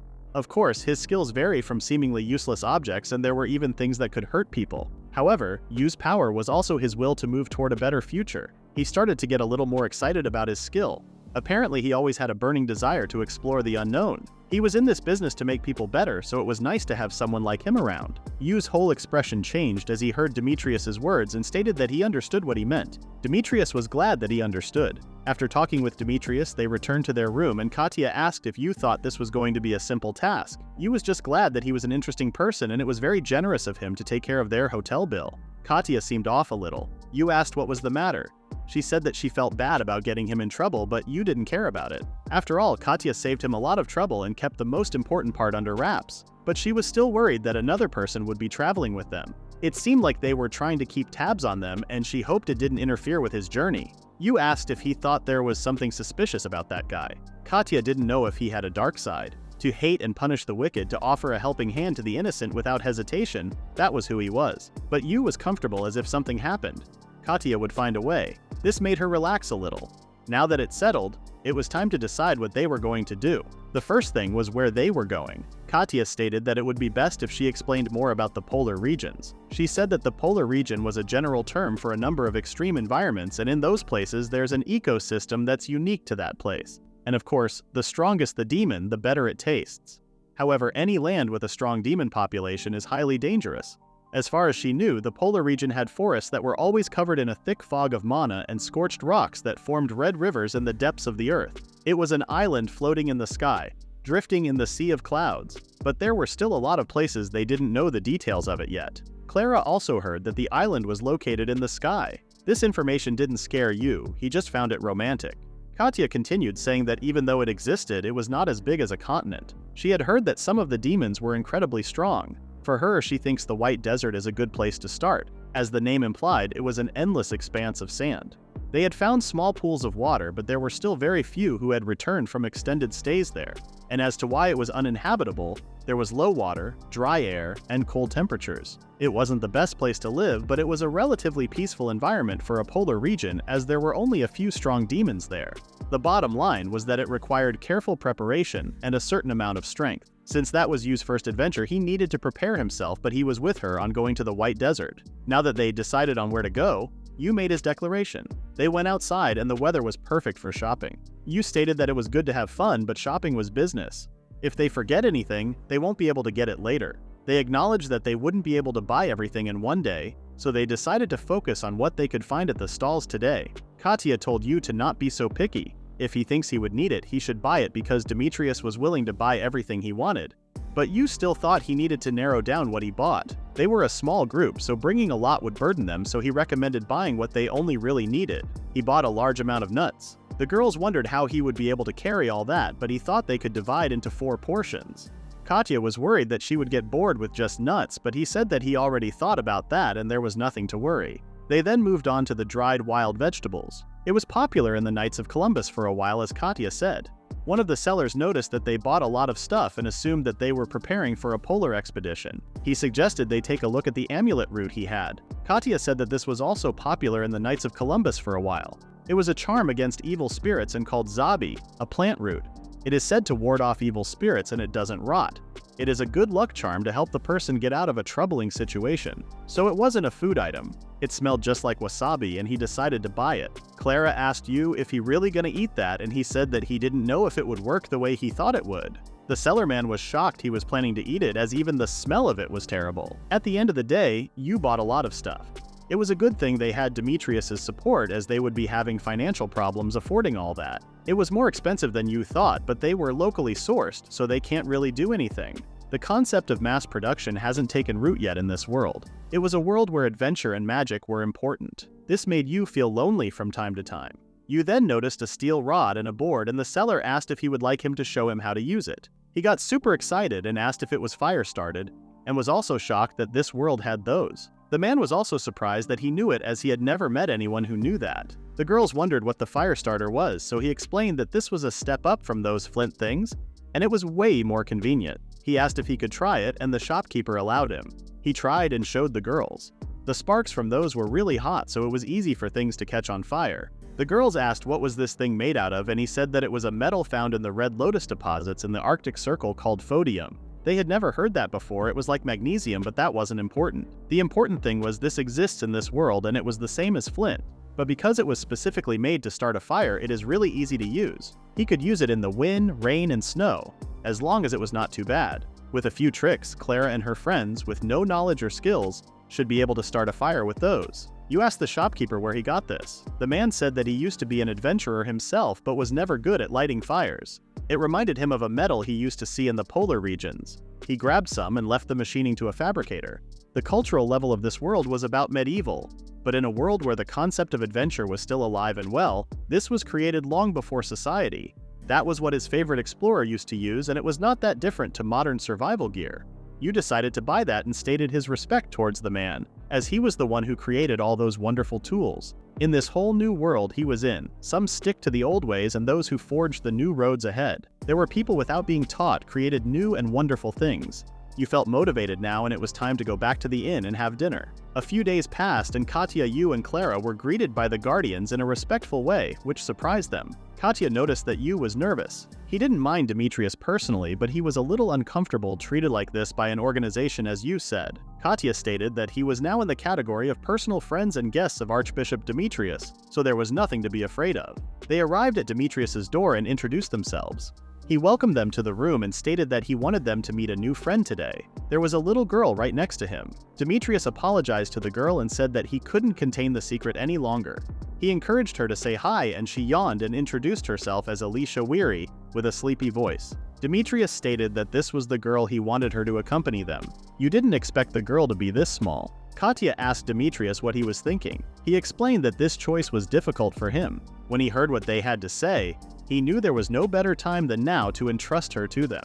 Last time, he explained to them what a skill was and reminded them of the thing he said. There were two kinds of potential in humans, those that were innate and those that were not. And some are acquired by the way you live. And this girl was another skill holder with acquired skill, and that skill was slumber. It had a few different effects on a subject, like how it had been to make them drowsy, as well as calm down their excitement. You seemed surprised and couldn't keep his eyes off the little girl. According to Alicia, it was an acquired skill, but it was technically different. The correct explanation for where her power came from could be said that she was forced to learn her skill. Demetrius said that acquired skills can be developed by the way you live, but you wondered how they even achieved by giving her the slumber skill. Demetrius explained that she had been there for 10 years, since she was 5, and since then, she had been forced to sleep artificially except for the bare minimum to remain normal by some of the Zaoist members. Katya was furious because she didn't know anything about that. She started shivering, thinking Alicia was like a lab rat. Demetrius wasn't surprised that she didn't know about it. The skill acquisition experiments had been conducted in secret, and unless you were directly involved, only a few people in the order will know about it. Alicia didn't seem to fully understand the situation and told Katya that she liked to sleep. Demetrius continued, saying that she had a gift, and that although there were other subjects in the experiment, she was the only successful one. Katya was even more angry now. You wondered why Demetrius showed Alicia to them, as she had been kept secret from Katya. Demetrius stated that Alicia actually shouldn't be here right now, and he was not entirely at liberty here. He was going to have to go to a lot of trouble to get Alicia out of here. So he said that he would like to give them one last chance. Basically, Zaoist knights weren't allowed to go to the Arctic Circle, but this time they asked adventurers to support them in their quest to explore it. They didn't want her to travel. That's why Demetrius was going to give her a special dispensation. He seemed annoyed that they weren't allowed to go to the Arctic Circle themselves, even if they were looking for something. He also mentioned that even though she may not look it, Alicia has quite a bit of Magan in her, and she was even stronger than most of the adventurers in the polar regions. The polar regions can be a dangerous place, but fortunately, it was not all dangerous. The polar regions outside the continents were technically the world.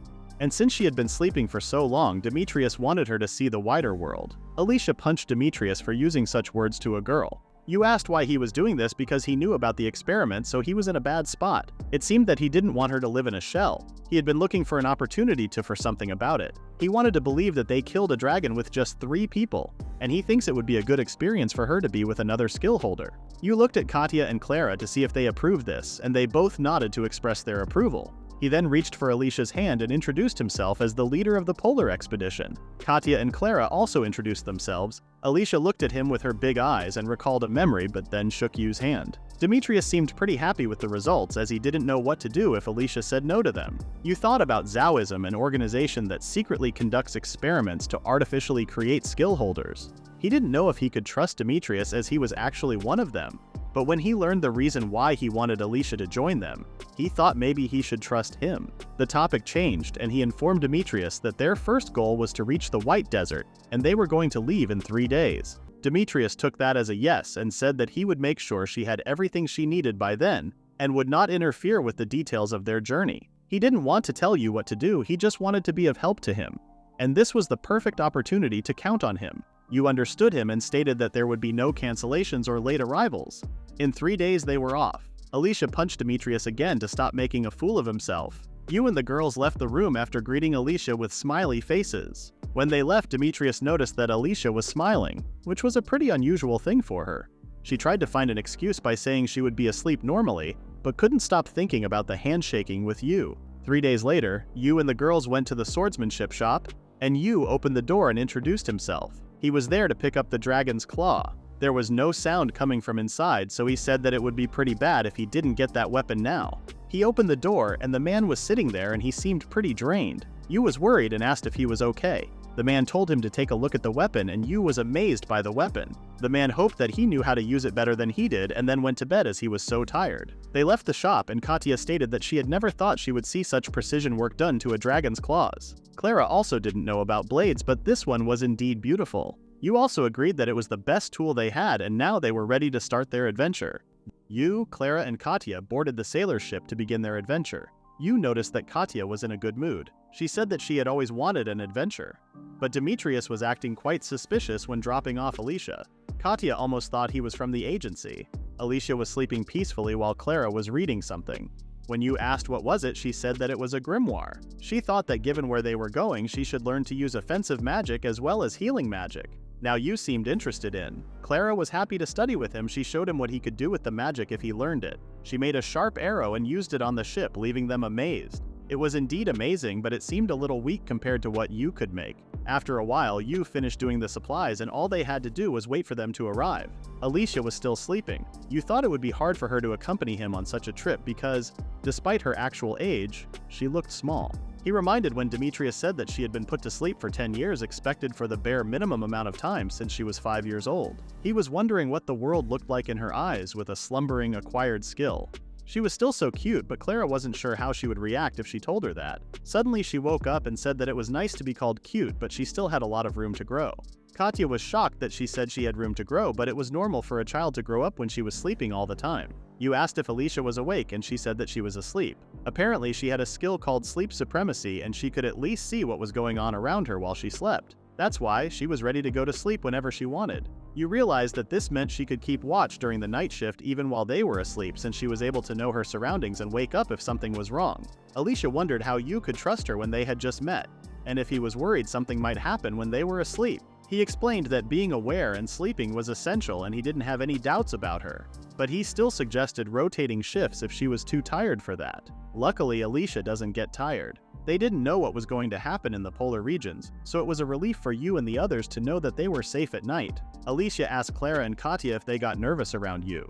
Clara comfortably stated that she was saved by Yu, so she didn't. Katya didn't feel anxious around him either. Alicia seemed more certain about herself and promised them to take care of the whole night watch. Then of course said that she was going to sleep again and told them to call her if they needed anything. They wished goodnight to her, which made her smile, and she went back to sleep peacefully. In the next chapter they arrive at the White Desert. Alicia never knew there was a place like this in the world and seemed amazed. Katya then explained that it was called ice magic, and at this altitude magic crystallizes and floats in the sky. It was said to be a light that comes down to Earth like this. The magic of the ice was coloring the ground white. Clara was both amazed and scared by the beauty of the place. It was indeed a world full of uncertainty. You seemed to like the outfit he was wearing. The clothes were so thin and easy to move in, and he wasn't cold at all. Katya bought a very high-grade one as she assumed that it would go down as an expense, and that the temperature control function should work perfectly. But she reminded them that it consumes a lot of magic, so they should be careful when they get tired. They then checked their surroundings, and it seemed like a lot of people came here. Yu was surprised as he didn't think they would all get off here. Katya reminded them again that they were in a relatively easy environment here in the polar circle. She then pointed to somewhere. That place was close to Moira's, and they could store their supplies in there. There were a few accommodations like that, and they only exist along the coast. Adventurers came here to try a few things, and if they didn't work out, they turned back to the next ship. Nonetheless, she heard many never returned from this place. She then mentioned that the White Desert had never been thoroughly investigated, and the reason was a stone called Ishe Ora was often found there. It was a stone that's been exposed to the magic ice and is often used in weapons. If they bring it back to the continent, it would be worth some money. The stone can be found just about anywhere, even here on the coast, so they don't have to go all the way to the backwoods for this. You concluded that the White Desert was still uncharted territory. He seemed like he was getting more and more excited about the place. Clara wondered if they could find any traces of her people here. Katya said that it was a polar region because it was uninhabitable, but there was still a chance, so they can't say it is impossible. With that, they begin their first expedition. First things first, they needed to climb that hill and scout out the terrain ahead or the remains of one. You explained that they were looking for a river because even in the dry desert, plants were growing, which means there could be an old river around. You started to explain everything before they climbed. The rocky mountain had some steps, but it looked pretty gentle. At their current strength, they should be fine, but they need to be extra careful because it had to do with the climate. There was fine sand on the surface, so even if there was no slope, they would slide right off. And since the terrain was dry, it was also prone to cracking and peeling. That's why they have to be extra careful. With Yu's lead, they started moving. Thanks to Yu's detailed instructions, they managed to climb the mountain without any scratches or trouble. They were all taken aback by the view. From the view, there was a place that looked like where the water used to flow. Clara didn't know there was a trail that big and wondered if there used to be a big river running through it. They didn't know that, of course, but that was what happens to everything as time goes on. Yu noticed something in Clara, so he asked. She said that she was just a little thirsty. Yu was also thirsty too, as the air was so dry. Also, he wondered if anyone else was getting sweaty. The others were sweating too, which was a weird thing. Yu figured that it was better they watched their hydration. They sat and drank water, which felt great. Yu warned them to not drink too much. And if possible, he wanted to refill their water supply from a water source. It would be much easier if all that whiteness was snow, but unfortunately it was just light. There wasn't that much difference though. It is a well-known fact that if you eat snow, you will consume more energy if you don't. Using a special technique of melting it, you can extract some drinking water. Now that they all rested enough, it was time to get out of there. It was more dangerous to go down a rock wall like this, so he warned them to be careful. Clara didn't know that. Yu was about to tell them a story of a climber who got stuck in the middle of a wall, but Katya stopped him from scaring them more. They then noticed that Alicia wasn't there. When they looked around, she was still looking at the view. She was finally seeing the world, as she only knew a basement of stone and iron, and had never seen anything like this before. She had never thought she would be in such a good mood because it wasn't like her. You told her to come close to him as it wasn't safe to stand there. She listened to his words and was about to turn back, but then the rock she was standing on cracked. You managed to catch her at the last second and successfully saved her. Alicia was about to apologize to him with her trembling voice, but you said that it was okay, and told her to be careful next time. The girls asked if they were okay, and Alicia stated that they were. She then wondered if they were worried about her. Clara said of course, and stated that they needed to heal her as soon as possible if she was injured. She then noticed the scar on her hand and healed immediately. Alicia seemed surprised by her power, so she explained that healing magic was her specialty. Alicia was about to say something else, then changed her mind and thanked her. She then turned to Yu and thanked him. Yu was just glad that she was okay. Now that everyone was safe, it was time to collect themselves and find some water. After a while, Clara found a flowing water somewhere. They went down to check the flow and it looked good. Nothing about it looked odd and Yu's ability wasn't reacting to it either. Katya wondered if the flow was important. Yu said that without a constant flow, the water can slowly begin to develop bacteria and parasites. Any living creature that dies begins to dissolve and rot, but since it flows, that was not going to happen. He filled his hand with the water and tasted it. The water was indeed cold and fresh. They were lucky to find water, and Clara wondered if they were going to camp here today. Yu answered that they would put the tent up further up. Alicia wondered if it would be a hassle to get water if they did that. Yu explained that the current was calm right now, but it could just be trees and rocks choking the water upstream. If it were to collapse, the water would rush into the narrow canyon, a flash flood. If the water suddenly comes rushing in here, there would be nothing they could do, so they need to be careful. Alicia learned a lot from Yu. Yu gave the setting up the camp mission to them because he was going to go find some food and Alicia wanted to join him. When they started to look for food, Yu thought he saw something. When he looked down, he saw two big mouse monsters. He wanted to try a surprise attack on them. He wondered if using his attract skill would be the best move. Charge skill takes time to use, meanwhile they could just escape. Dragon's breath would turn their bones to ashes and he can't use trap bud either as there were no fresh leaves. In the end, they would have to do it the hard way. He whispered to Alicia to stay there and wait for him and left the hill. When the monsters saw him, they immediately run away just as he thought. He used his attraction skill to catch their attention, which he did. But the monsters came right at him with full speed. They were surrounding him and they were so fast that he couldn't even see them clearly. He used his hardening skill to not get injured. He was so annoyed by the fact that he couldn't even follow them with his eyes. But even if he can't follow them with his eyes, he knew he was the only one they were after. He concentrated and managed to catch one of them, but the other one was trying to run away. It would be bad if it gets away at that speed, but there was nothing he could do at the moment. Surprisingly, the monster stopped. He thought there was a trap or a poison gas, but it was actually Alicia. She told him to get the monster as her condition wouldn't last long. After catching them both, Yu asked what was her skill. She said that it was the power of her slumber skill. She can manipulate her opponent to fall asleep, but she won't be able to if they were in a high state of arousal or has a good amount of strength left in them. She was able to use it this time because Yu was able to exhaust the enemy earlier when it lost its partner. She was him using his powers, so she thought she would give a hand. Yu asked if she came with him to observe his power, and she said that the reaction the creature displayed was unreasonably excessive and wondered what Yu did. Yu explained his power and said that he wasn't hiding it but felt bad for not telling her. Alicia commented that his methods were quite unorthodox and wondered if she need to intervene. This made him chuckle a little. Draining the blood was an important part of the process, but he didn't need to explain that in the moment. They decided to end the hunting and have some dinner at the camp. When they arrived at the camp, Yu started to dismantling and it seemed like it was completed. Katya stated that she was a little shocked when she saw what he was doing, but now that she saw the end product, it looked quite appetizing. Clara reminded him that he mentioned soup earlier and wondered what he was cooking today. It was the animal version of the fishball soup he made earlier.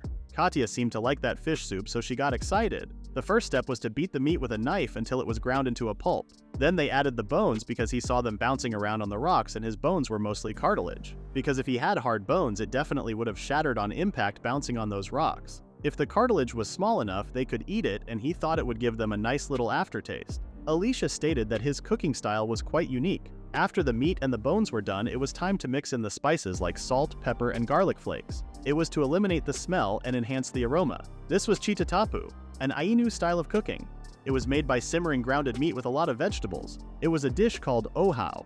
Yu had been wanting to try it since he saw it in a manga, so he was pretty excited. After making them into little balls, it was ready to stew. He used the old type of lighter to light the fire. Alicia was shocked when she saw him doing it. She couldn't believe he made a fire with it as she had never seen that before. Yu figured that this tool wasn't that popular in this world yet. Clara was also amazed by Yu's knowledge about everything. Alicia hoped that his knowledge would come in hand to him. Yu was about to say something humble, but then saw Clara's cute face and his face turned red and his heart started to beat faster. He tried to focus on cooking and said that now that he got the fire going, all he need to do is throw in the dried wild vegetables, and they were done. In the meantime, he told them to say if they had any other requests. They waited for the food to get cooked while talking, and after a while, ohau with chitatapu was ready to be eaten. Clara and Katya were excited, but Alicia wasn't sure if the bones were necessary. She said that since there was so much meat, they didn't need to mix it with the bones. Yu said that he thought it would look as good as in the manga. Alicia gave it a try and tasted the meatball. Her eyes were sparkling when she tasted it. The chewy texture made her cheeks twitch, and every time she chewed, the texture changed. Clara also praised the meal by saying that that was what wild vegetables tasted like, and it was nice and refreshing with a bitter aftertaste. Clara stated that the fat in the meat was so sweet, but thanks to the vegetables, it wasn't strong. Yu was also happy with the results. They continue eating their food, and Alicia said she didn't expect it to be this good. She used to think a meal was just a meal and didn't understand why they were getting so excited about Yu's food. But now she understood why. Yu was glad she changed her perspective because there was still much more in this world. On the second day of the expedition, they were once again climbing. Katya thought this would be more tiring than it was, but the steps were still challenging her, and it was time like this that she cursed herself for being small. Alicia agreed and suggested to make it their goal to try their best. Katya envies her as she has so much potential. She then helped her to climb. Alicia said that she would understand his impatience when she got to the same age as Katya. Katya was about to let her go for acting bold. Clara wondered what Yu made before they left. Yu seemed to forget about that, so he opened his bag and took out a box of chocolate. Katya and Clara were excited to see this sweet dessert. Yu mentioned that it wasn't just chocolate and it also had crushed nuts boiled down with sugar and syrup. He was exploring the market in Moiris the other day, and he noticed they had chocolate along with a few other items. In this world, he had heard that chocolate was a popular beverage and a trendy and fashionable snack in the city. They usually preferred solid chocolate. Clara seemed to hesitate to eat it and asked if she could. Yu didn't mind if she did, but it was a food ration. The girls were all looking at him with many expectations, so he had to remind them a few things first. First was that food ration. It was full of calories and it wasn't too hard to digest. Even if it doesn't fill them up, it would give them the energy to move for a while. He said that everyone gets 3 pieces each, and once they have eaten it all, they wouldn't get any more else on the rest of their expedition. Last but not least, he stated that if it was possible, they shouldn't eat no more than 1 per day. In a situation where food was always available, they would just gain weight and complacent. Clara wanted to eat his piece in that moment. Seeing her cute face, Yu had no other option than accepting. They all decided to eat their first pieces and were amazed by the taste. Yu mentioned that even if it was a little too sweet, it was easy to eat while they were on the move and it would give them a lot of energy. Katya was afraid that she would gain weight and it would affect her work. But it wasn't like she was going to gain weight anytime soon as she would be moving around a lot. And if she ate enough, she would be fine. Yu hoped that they only eat the rest when they needed to and reminded them that it was for emergencies only. However, if they felt overwhelmed, he was sure it would give them a boost. Alicia seemed to understand the concept of the chocolate, and Katya wished to share those with the other knights one day. She praised Yu for having unique ideas and stated that it was like they were living hundreds of years in the future.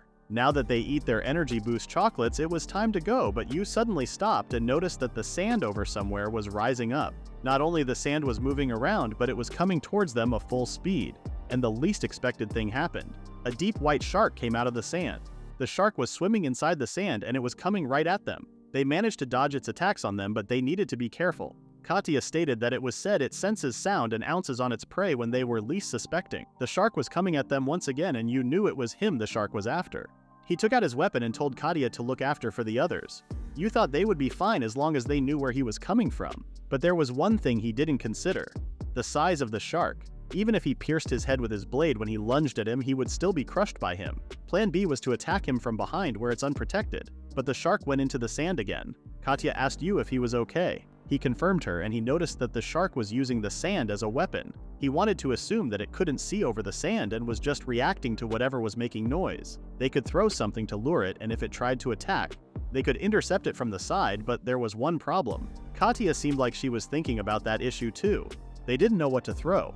He only packed the bare essentials that were needed for this expedition, and considering what lies ahead, it was not a good idea to toss any of it away as a lure. He just needed anything that could be dropped to fool it into thinking it was prey. Then he decided to go in. Katya was about to object, but he told her to wait and watch, and he would give her a chance to make her move, but she needed to stay silent for a while. He started to walk and the shark started to chase him. He then jumped highly.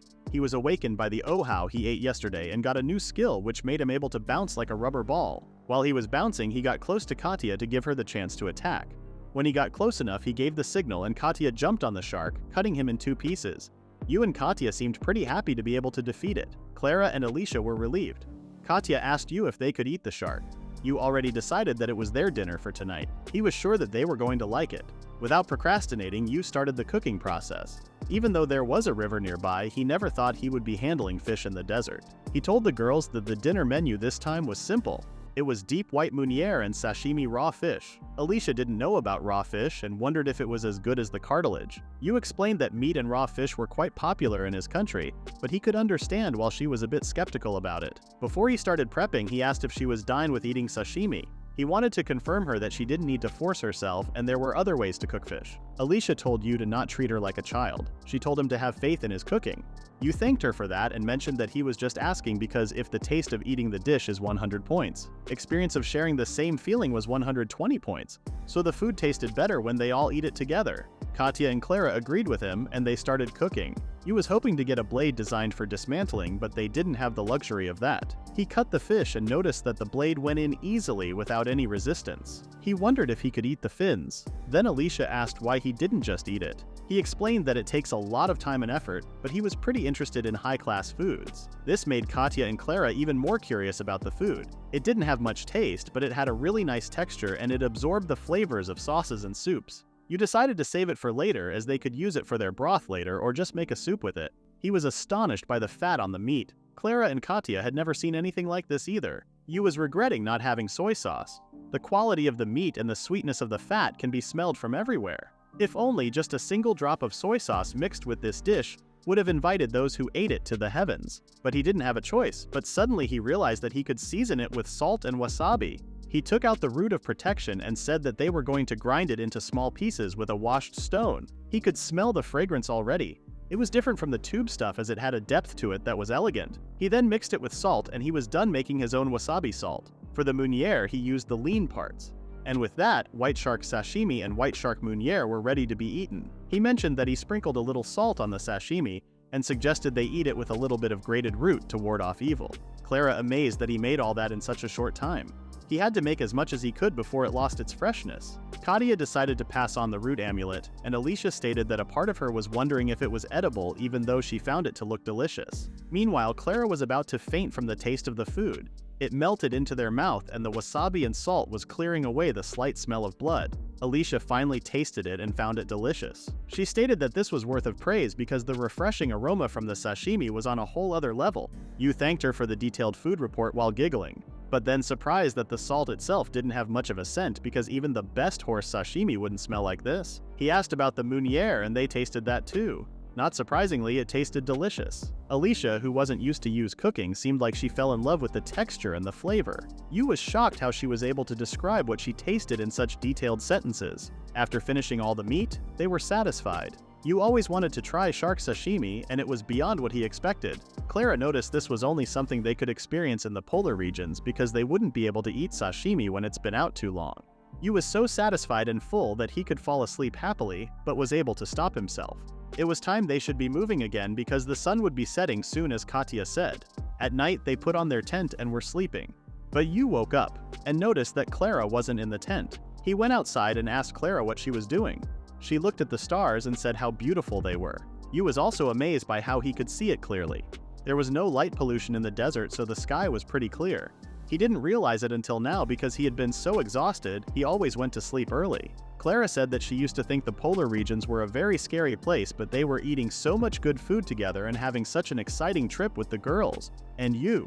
She also had been wondering what the Maori people were like. She confessed that she still hadn't accepted that she was in the polar region yet, but when she thinks that her real father and mother might be looking at the same sky, gave her courage. Yu comforted her, saying that they were going to find her parents. Clara was sure about that because she was in a good health now thanks to Yu's meals. There was a lot of food in Yu's country that she had never seen before, so she stated that she would like to go there herself. Yu's heart started to pound and his face got red. Clara then remembered that he said it was a complicated situation before, so she apologized immediately, but Yu said that it was okay. The thought of his family looking at the same skies seemed unlikely to him. He then promised to go together with Clara if the day ever comes when he can go home. They then noticed something at their back, and when they looked at the tent, they saw Katya and Alicia looking at them secretly. Yu asked what they were doing, but they told them to not worry about it and continue with firm faces. But there was no way they could while they were watching them like creeps. They came out of the tent and stated that they had something to tell Yu.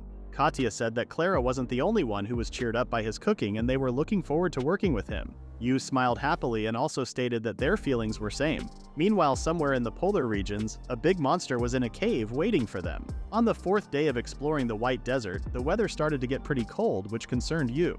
The closer they got to the center of the island, the colder it got, but luckily, they didn't have any food or water problems. However, they felt like it was the end of the world. After walking for a while, they ended up being in front of a huge cave entrance. This made them hesitate a little. It was like something was waiting inside and it drew them in. However, Yu remembered that some humans in the past lived inside caves, so it wouldn't be surprising to find some remains of an ancient civilization. Yu stated that he wanted to go in and investigate and ask about their opinions. Clara and Katya seemed pretty confident, and Alicia had already decided that she was going to work with them whichever they chose. Now that they were unanimous, it was time to go.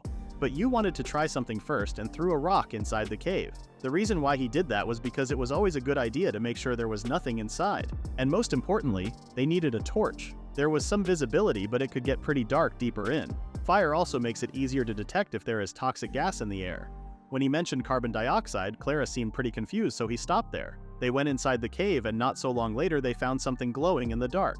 Katya explained that it was hikarigoke. It is a strange plant that absorbs dark magic of dark areas, using it to emit light. It looked pretty when they looked at it up closely. There was also something on Earth called hikari moss, but it doesn't emit light on its own, it just reflects the light. The fire moved, and he noticed that there was wind in the cave. This cave could lead them anywhere. It could be a small hole, or a loop leading them somewhere else entirely.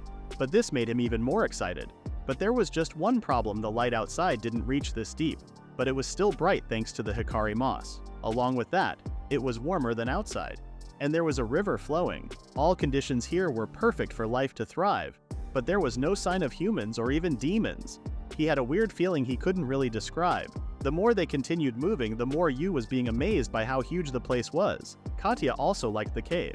They then decided to look around, but Alicia seemed off. She looked behind herself and Yu noticed it.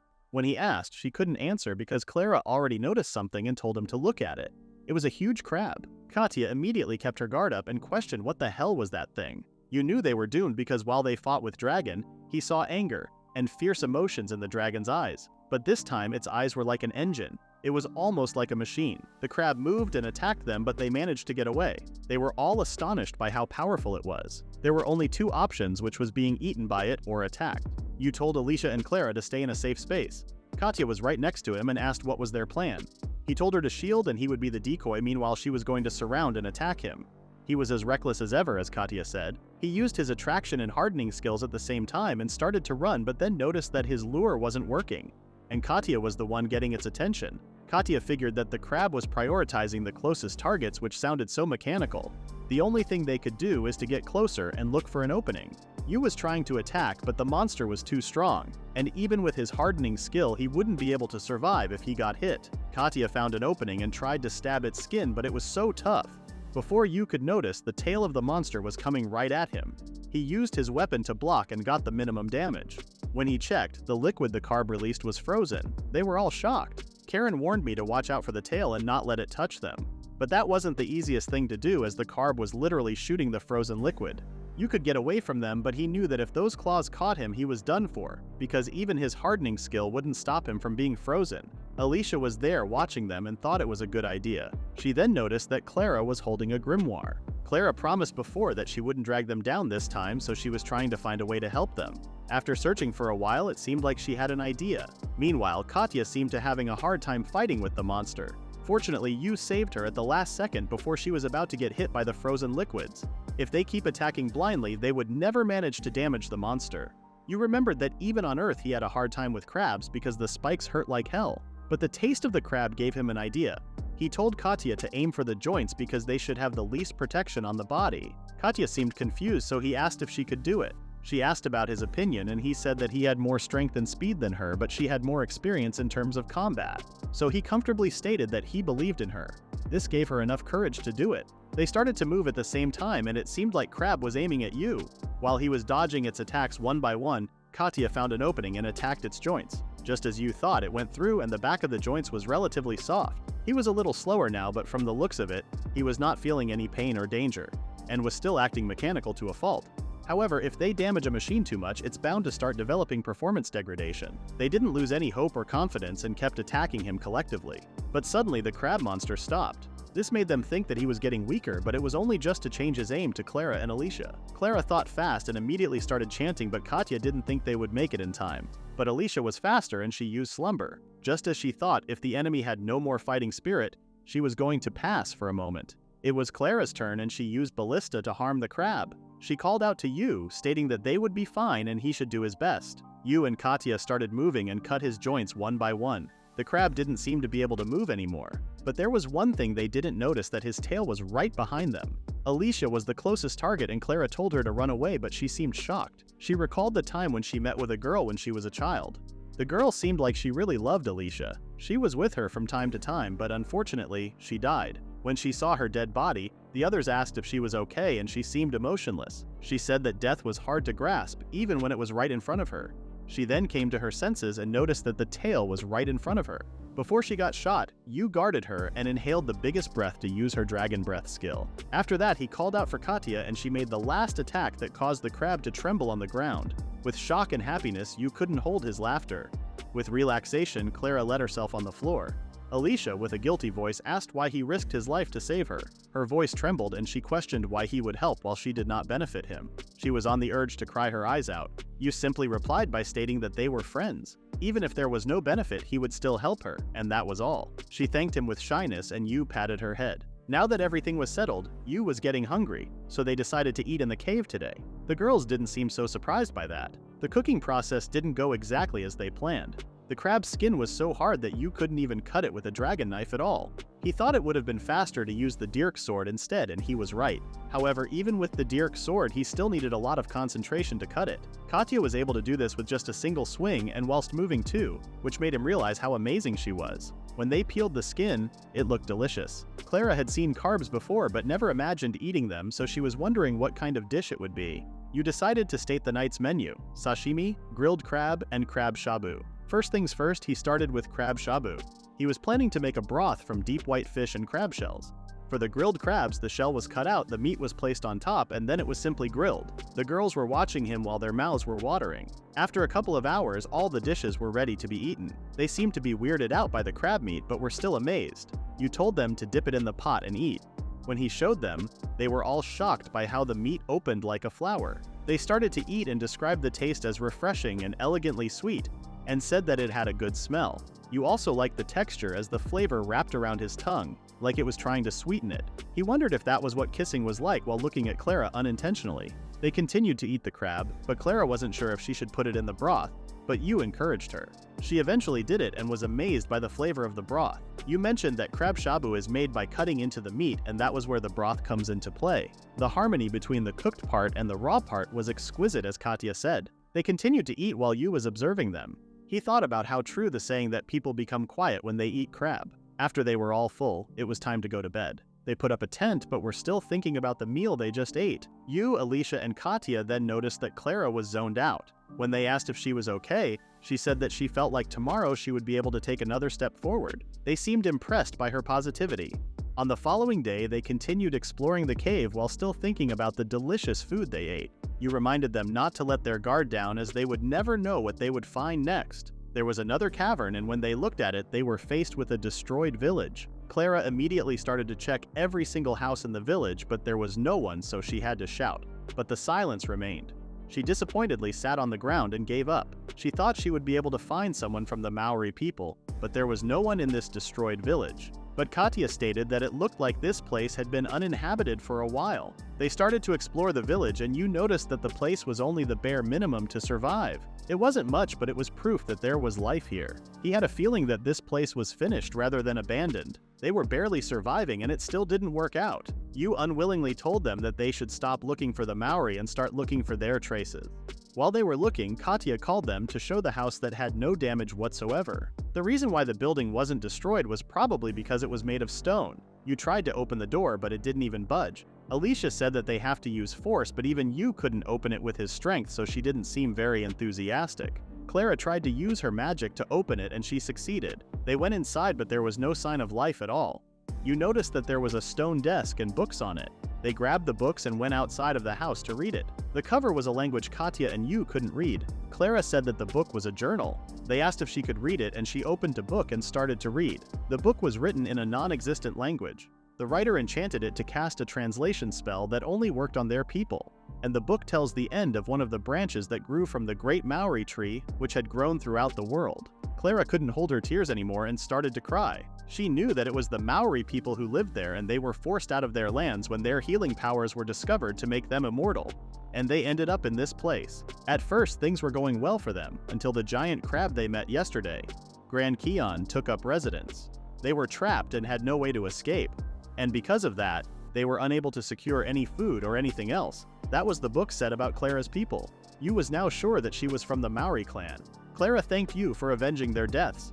Yu thought he saw the Maori people behind Clara, so he looked her up again, but it was just her. They then opened the second book and the letters were growing. Katya said that it was one of those devices that helps in conjuring magic and was called a magic book.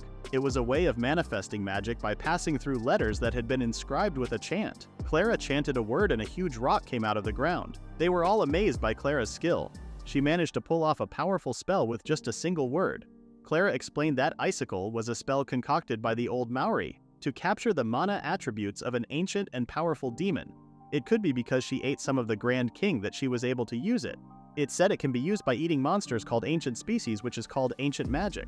The reason the Maori fled was to hide this knowledge from the people on the main continent. If she knew how to use icicle earlier, she could have fought that monster, but it said something about defeating it in order to perform the magic. Katya noticed that the way she was able to use the corresponding attribute of magic after eating ancient species was just like Yu's skill. She checked the book to see if there was a connection. The book said that ancient magic was inspired by a man who wielded the horns of a wind dragon and ruled storms, which seemed exactly like Yu's charge ability. And it wasn't the same, but the book mentioned something called dirks, strong legs, accumulated strength, and antlers of light as she read, and figured that if Yu was unable to use the power himself, he was still able to use it through the parts of the demon's body like a weapon. Yu always felt that the power of demons comes from using demon weapons, and if that was the case, he wondered about yesterday's Grand Keon. They all found that amazing and interesting for sure, but Clara seemed off a little. It seemed like the journal said that he entrusted the demon book to one who can read it, and as a survivor of the Maori tribe, she was obligated to carry on the tradition. But she didn't seem sure about that. She said that she wouldn't be able to leave something for someone until the end, just like the people before him. She was insecure about her abilities and skills. She was sure that she was alive thanks to Yu, and she probably wouldn't even make it this far. Yu listened to her pretty carefully and let his breath out, then yelled at her to be clear. If she didn't like it, she wouldn't have to do it because it was her life.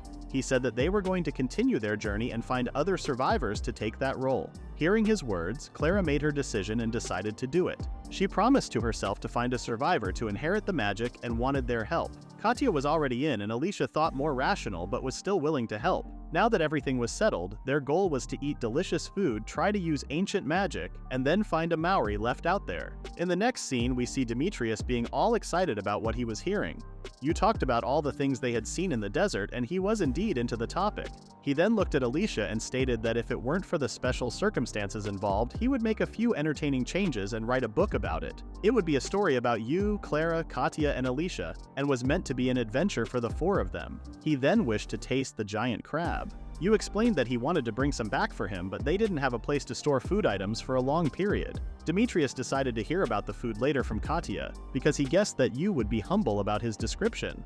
Katya confirmed him. Yu then remembered that he had some demon materials that could be used for weapons and asked if he would like to see them. He then took out Grand Keon pincers and bones of the honey marilis and a deep white shark skin. Demetrius's face was glowing from excitement. He observed the materials, the weightlessness and flexibility of the bones and the texture of the skin as it grates against his fingers, and pincers that shine like metal but way lighter than they look. He asked if he was sure all those came from natural organisms. The girls seemed pretty creeped out by him, but all he was interested in was the weapon versions of those materials, and he told Yu to show him when it was done. Yu would like to do that, but they weren't allowed to bring weapons into the temple. Katya confirmed that they cannot bring in weapons, so he has to give up on the idea. He seemed quite frustrated that it wasn't possible. Alicia wondered if they could have him come out of the temple, but Katya heard from another knight that he was trying to escape from the temple the other day, and he should be a little more self-aware of his position as archbishop. While they were arguing, Clara was watching them and she giggled. When she was asked, she pointed that even though it was only the second time they had met, they were all getting along great. Demetrius said that he didn't mean to be rude, but when he was like that, it didn't really seem like he was a person with a high position in the temple. Clara mentioned that Yu was enjoying himself too, and she was just glad they met someone good they could trust from the Zhao religion. Alicia approached them and stated that they should get down to business as he was a busy man. Demetrius asked Yu where he was going to go next. With a very confident face, Yu replied saying that their next station was Plateau of Brilliance. Meanwhile, in one of the bars in the city, the people were talking about a person named Seal, who was going to be participating in the upcoming joint search for the Plateau of Brilliance. A long-haired young woman was listening to their conversation while thinking about her drink in silence. The day before Yu's visit to Demetrius, Yu was at his hotel enjoying his comfortable bed. Katya thought Yu was the one most used to sleeping outside, but he seemed like he really missed a comfortable bed. Yu said that it was nice to sleep in an environment where he didn't have to worry about his surroundings so much. Alicia could relate to him as she was taking this sleep quality very seriously. Now that they were all settled in, Yu wanted to wrap up their work before going to bed. He asked Clara if she learned anything since then, and she said that she hadn't had a chance to read it all thoroughly yet, but there was one thing that caught his attention. She showed a page from the book and explained that this part of the book mentioned a friend of the author. It was before the Grand King had taken up residence at the entrance to the cave. He thought they were talking about a time when they had plenty of material and spiritual resources. Adding to that, there was a family he was very close to, and it seemed like he was scared that something would happen to his friends and family. The Plateau of Brilliance, despite being dangerous, was still visited by many people, and there was no other way to escape the eyes of men, except the still legendary summit. You seemed excited about this. Katya didn't seem to expect this. The Plateau of Brilliance was famous. As Clara said, a lot of people were visiting the site. As the name implied, it was a plateau with something bright shining at the top. It was a huge, multi-tiered plateau within the polar zone. The higher they went to the plateau, some people even suffered from the curse of the plateau. You asked about the curse. Katya explained that headaches, dizziness, nausea, and loss of motor skills were the symptoms, with the cause being unknown. In the worst case, it could even lead to death. She had heard that symptoms vary from person to person, but it was nonetheless a curse whose origin was still a mystery. You then noticed that it was an attitude sickness. They didn't seem to know about that, so he explained that those symptoms were what happens when you go somewhere where there is not enough oxygen in the air. But he didn't know about this world, so he was just saying that might be the cause of the curse. Hopefully that was the case, because there were a few ways to prevent it. He didn't want to use the word curse. Katya recalled that those symptoms also appeared at another place close to home. You explained that even though they couldn't see it, or it may not seem obvious, the air was simply a collection of substances, and there was a density and thinness to it. The higher they go, the thinner and less dense the air becomes. Clara seemed pretty amazed by him, but he was humble as always. This time Katya didn't let him be though. Meanwhile, Alicia was looking at them confused as hell. Katya continued telling about the Plateau of Brilliance. She said that it was famous for the glow at the top, but not much about the curse. On top of the plateau, when the sun's out, the summit shines. But the true nature of that glow remains unknown. Every few years, someone would claim to have stepped on the plateau, but the testimonies don't match, so the official word was that no one had. The more Katya talked about the place, the more Yu seemed excited and happy, and Clara seemed to notice that. You said that they don't know the current situation of the Maori people, so he felt bad for being inappropriate. But Clara seemed fine with it because she was also a little excited too. It was understandable since many adventurers seem to romanticize the legend of the summit. Every year they conduct a joint polar expedition, and there is an event going on where people try to conquer the Plateau of Brilliance at the same time. The higher you go up to the plateau, the stronger the monsters become, so it was popular with mid-level adventurers, because they could test their strength as well as see how far they climbed just by fighting monsters the further they go up. It would be a lot less dangerous if they were exploring together, and a lot of adventurers joined on a memorial level. But Alicia noticed that this would mean there was still no one who had ever gotten to the top of the plateau in this event, which was the reason why the legend was still just a legend. That seemed good to you because there could be traces of the Maori people within that legendary summit's glow. He suggested to hurry up and find out what it was, and of course he was wondering how delicious the monsters in there. The girls seemed ready and it was settled. The second stage of their polar expedition was the Plateau of Brilliance. They also need to get their prior responsibilities sorted before they go. Clara seemed pretty sleepy, so they decided to call it a night and sleep. At night, you and Alicia were sharing a room, but you thought it would be better to have separate rooms because he wasn't really much older than Alicia. With the redness in his face, he tried to sleep, turning his back on her. But Alicia called his name. Apparently, she had some questions for him about tomorrow. Tomorrow was the day they report to Demetrius, so you asked if something was bothering her. He was wondering if she wanted to add another room or something, but she suggested to not tell anything about the Maori and his powers when they meet with Demetrius tomorrow. Back to the present, Demetrius seemed pretty satisfied with the next place you and his team were heading. He thought it would be a good challenge for him. After all, no man or woman has been able to discover the secret of the legend. He told you to let him know if there was anything he needed. You didn't want to be a burden to him and promised to ask him if they came across any trouble getting everything they needed. Demetrius appreciates his politeness, but he thinks an adventurer should be bold and ask for everything he needs.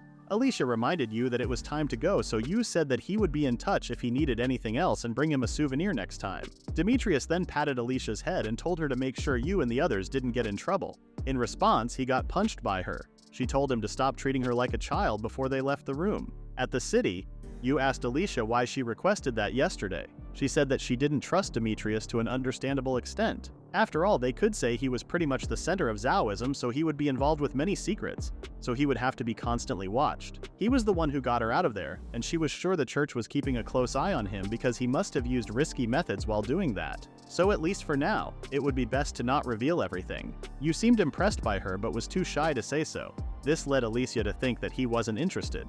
You denied that to make her comfortable. Alicia thought about the moments you saved her and stated her happiness about how he helped her, even though she was helpless in the beginning. This made him even more embarrassed and he tried to come up with an excuse. Alicia noticed his shyness and strictly told him to not be shy with her. Meanwhile, Katya and Clara were in behind, wondering what they were talking about. They went into the city and got a lot of things, which made Alicia wonder if those would be a burden for their journey. Clara agreed that it was a little too much, but they were all necessary things for their expedition. You confirmed that it was for their own safety. He was sure that Clara knew the slippery terrain could be quite scary. Most of what he bought this time was a countermeasure to that.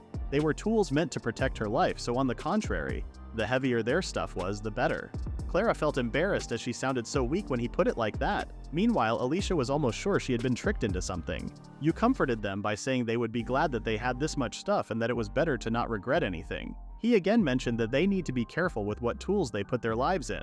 Clara found it reassuring when Yu was telling her this. Katya totally agreed with her, but then suddenly sensed something behind her. When she checked, there seemed to be nothing behind them. Now that they had all the tools they needed, all they had to do was get the new weapon from the blacksmith. Then they would be ready to head to the plateau. Alicia mentioned her surprise about a workshop to exist in that part of the town. When they arrived at the shop, the man was shocked by the materials they brought. He couldn't believe he caught this in the White Desert. You tried to explain that they got it from a big crab and it was the hardest monster they had defeated. The man was amazed by the pincers and asked if he was going to sell it. You was actually asked to sell it to a currency exchange shop, but he didn't want to do that. The man was glad to hear that. He wanted to confirm you was okay with him handling this because he was sure that he could make a sword out of this thing. You wanted to have a sword. While they were talking, Katya approached you and stated that she was a little concerned about something and asked if you felt anything wrong. She suspected that they were being followed by 3 people. She suggested changing the scenery for a moment and they all agreed. They changed their way and went into an alley to confirm that they were being followed. As Katya suspected, 3 people were behind them. Katya wasn't scared at all as she was one of the best temple knights and asked them if they had something they wanted. An awkward silence followed her question, making her understand what their aim was. They took out their weapons and one of them started to run towards them to attack you, but it didn't work as he had his hardening skill on. Katya didn't even need to use her sword and just punched her as hard as she could. When they defeated the female one, the other 2 started to attack simultaneously but then noticed something. Clara was spelling her magic and used her magic arrow. Katya swung her sword and the man's weapon was broken into pieces. Alicia also used her sleep skills to make the man sleep, and you took this chance to kick him. One of them asked the other if he could still fight, but his arms wouldn't move. That defeat wasn't something they weren't expecting as Katya was with them, but the others were not to be underestimated either. Slumber was a lot trickier to deal with. You told them to end it here as they would have more trouble and reminded them that he wouldn't give them another chance if they tried to go after Alicia. They were sure that Yu was also dangerous but didn't know who he was. They stared at each other for a while and Yu was about to attack again, but Katya stopped him and told the guys to take their friend and leave, with the promise that she wouldn't follow. She asked if Yu was okay with this and he approved. Katya asked who they were and what was their purpose. She mentioned that she wasn't very good at interrogation or torture, so there was no point in trying anything else because she would just end their life. The 2 of them seemed pretty intimidated by her. They grabbed their friend and left the alley immediately. Yu was sweating and trembling about what just happened. Katya wasn't sure, but it could be someone from Zhao's engineering department. As for their purpose, she assumed they were after Alicia, but that may not have been all they wanted. She couldn't just ignore the possibility of Yu and Clara had something to do with this. If it was the technical department, then they might be after Clara because of the color of her hair, and for Yu, it would be because he was the leader of their group. Despite everything that Katya was saying, Alicia was pretty sure that they were just after her. She bowed and thanked them for helping her. Clara and Yu giggled as they knew she was not being honest with herself. Alicia got super embarrassed and told them that she was putting in a lot of effort to be like that. Meanwhile, Katya was still thinking about the aim of the attack. She was sure they were after Alicia, but if that was their only goal, they could have done a better job. They also might just gag their strength with that attack, which made Katya realize how they were getting much stronger. They fought as well as first-class adventurers, if not better. The way in which they won was near perfect. Since Katya met Yu, she had felt a lot stronger, and she knew she was not imagining it. She figured that anyone who ate Yu's cooking seemed to get a boost in magic power. The power of making a meal that makes people a lot stronger just by eating would be so valuable to others, people from all over the world, and they would seek out Yu's cooking. There was no doubt there would be a fight over Yu. Like the Maori people used to be, the whole world would be looking for him. While she was dozing off with those thoughts, Yu called for her to inform her that it was time to go. Katya decided to keep that thought to herself and smiled at him. They were heading to the guild when Clara suggested eating something before they went there. Yu didn't mind, but since they were going to the guild to sign up for the joint search, he thought they could eat in the guild cafeteria. Katya said that the place was more like a bar rather than a diner. Most of the food was served as a snack to go with the drinks, and the seasoning was strong with small portions. So if they were looking to fill their stomach, it wouldn't be a good idea to eat there. Yu agreed that drinking wouldn't be good as a lunch, but he wasn't familiar with what to get. So he asked if they had any recommendations. Katya didn't come around here often, so it was an opportunity to explore the area, but Alicia was starving as her tummy was growling. That's why it would be best to just go to the nearest restaurant. Considering Alicia's stomach size, she would be better off at the stalls than in the guild, but the last time Clara and he went around exploring the stalls, he ate everything in sight.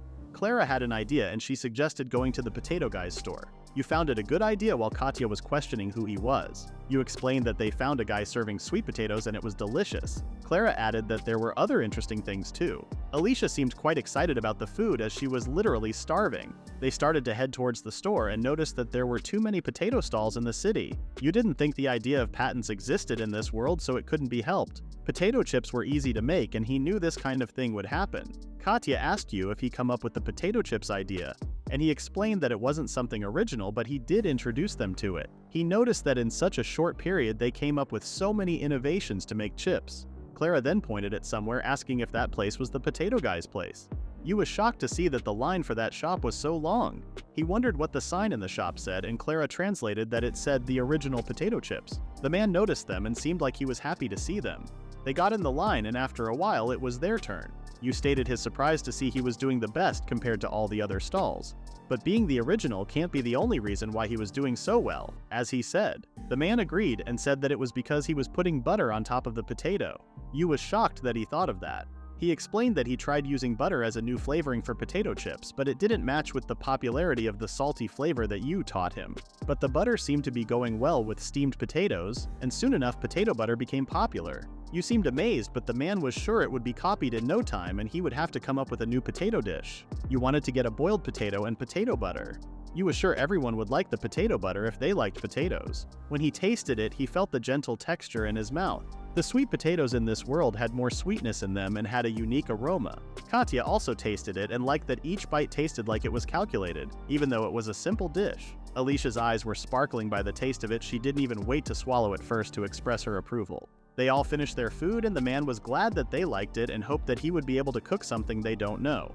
But he had no idea they were adventurers and hoped that they weren't getting into anything dangerous. This made Yu laugh, and he explained that he considered himself a food lover and was interested in how strong monsters tasted. And he promised to tell him about good stories later. The man then wondered if he was signing up for that joint exploration event. Yu confirmed, but he wasn't worried that much. Katya said that even though no one had beaten it, it didn't look like there had been too many fatalities either. However, there were a few suicidal fools who tried to take on more than they could handle and ended up getting themselves killed. They seemed pretty nervous about the dying people, but the potato man assumed they were smart and didn't think they would be in trouble. He then mentioned a group of famous adventurers. The only reason he was telling them this was because people were getting excited, and there was a rumor going around that they were going to have their first breakthrough. You wondered what kind of people they were. He didn't know much about that, but he heard that she was young, like the kid of some famous adventurer. You found her reputation quite fair if that was the case. Meanwhile, at the Adventurers Guild, a young girl named Seal was receiving her participation card for the joint search. She heard people in the guild gossiping about her and glared at them. With her one look, they even stopped looking at her. Clara grabbed Yu's arm with a concerned face. You understood that it would be a problem for them if someone else reached the summit of the Plateau of Brilliance. If they get ahead of them, they may take anything that could lead them to the Maori people. And if the Maori were recognized as still in existence, the search could spread around the world again.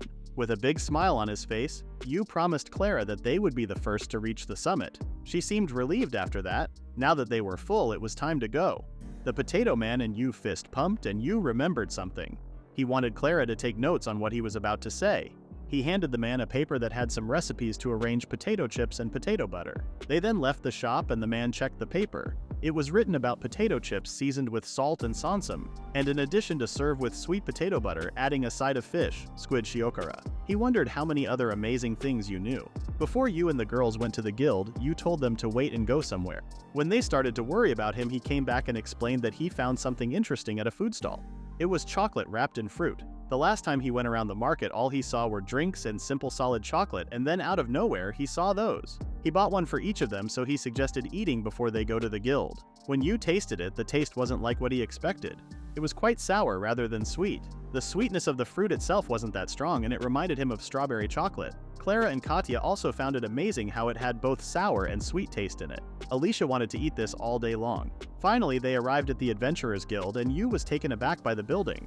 Alicia didn't think there was something special about it, but Clara assumed that in Yu's world, they didn't have one of those. He wanted to open the door himself and made a loud entrance to the guild, causing him to get everyone's attention. People didn't seem very friendly to see him. Katya told him to not worry about them and started to walk ahead. The other adventurers weren't expecting a temple knight, especially Katya, to be with him. Clara found it amazing how they started freaking out when they saw Katya's uniform. Katya explained that temple knights were supposed to be the ones who crack down on adventurers and give them a hard time, so it wasn't like they were doing them any favors. Even the receptionist girl seemed pretty nervous, and when Katya stated that they were applying to participate in the joint expedition, everyone was stunned because temple knights weren't allowed to register for adventures. But Katya explained that they had been authorized and showed the permit. After a few minutes, everything was done. The receptionist girl showed the membership card as well as their participation card for the joint expedition. It seemed that Taoism was paying for their participation in this event, but if they lose this card, they would be charged to have it reissued. Now that they were done here, Katya asked what they were going to do now.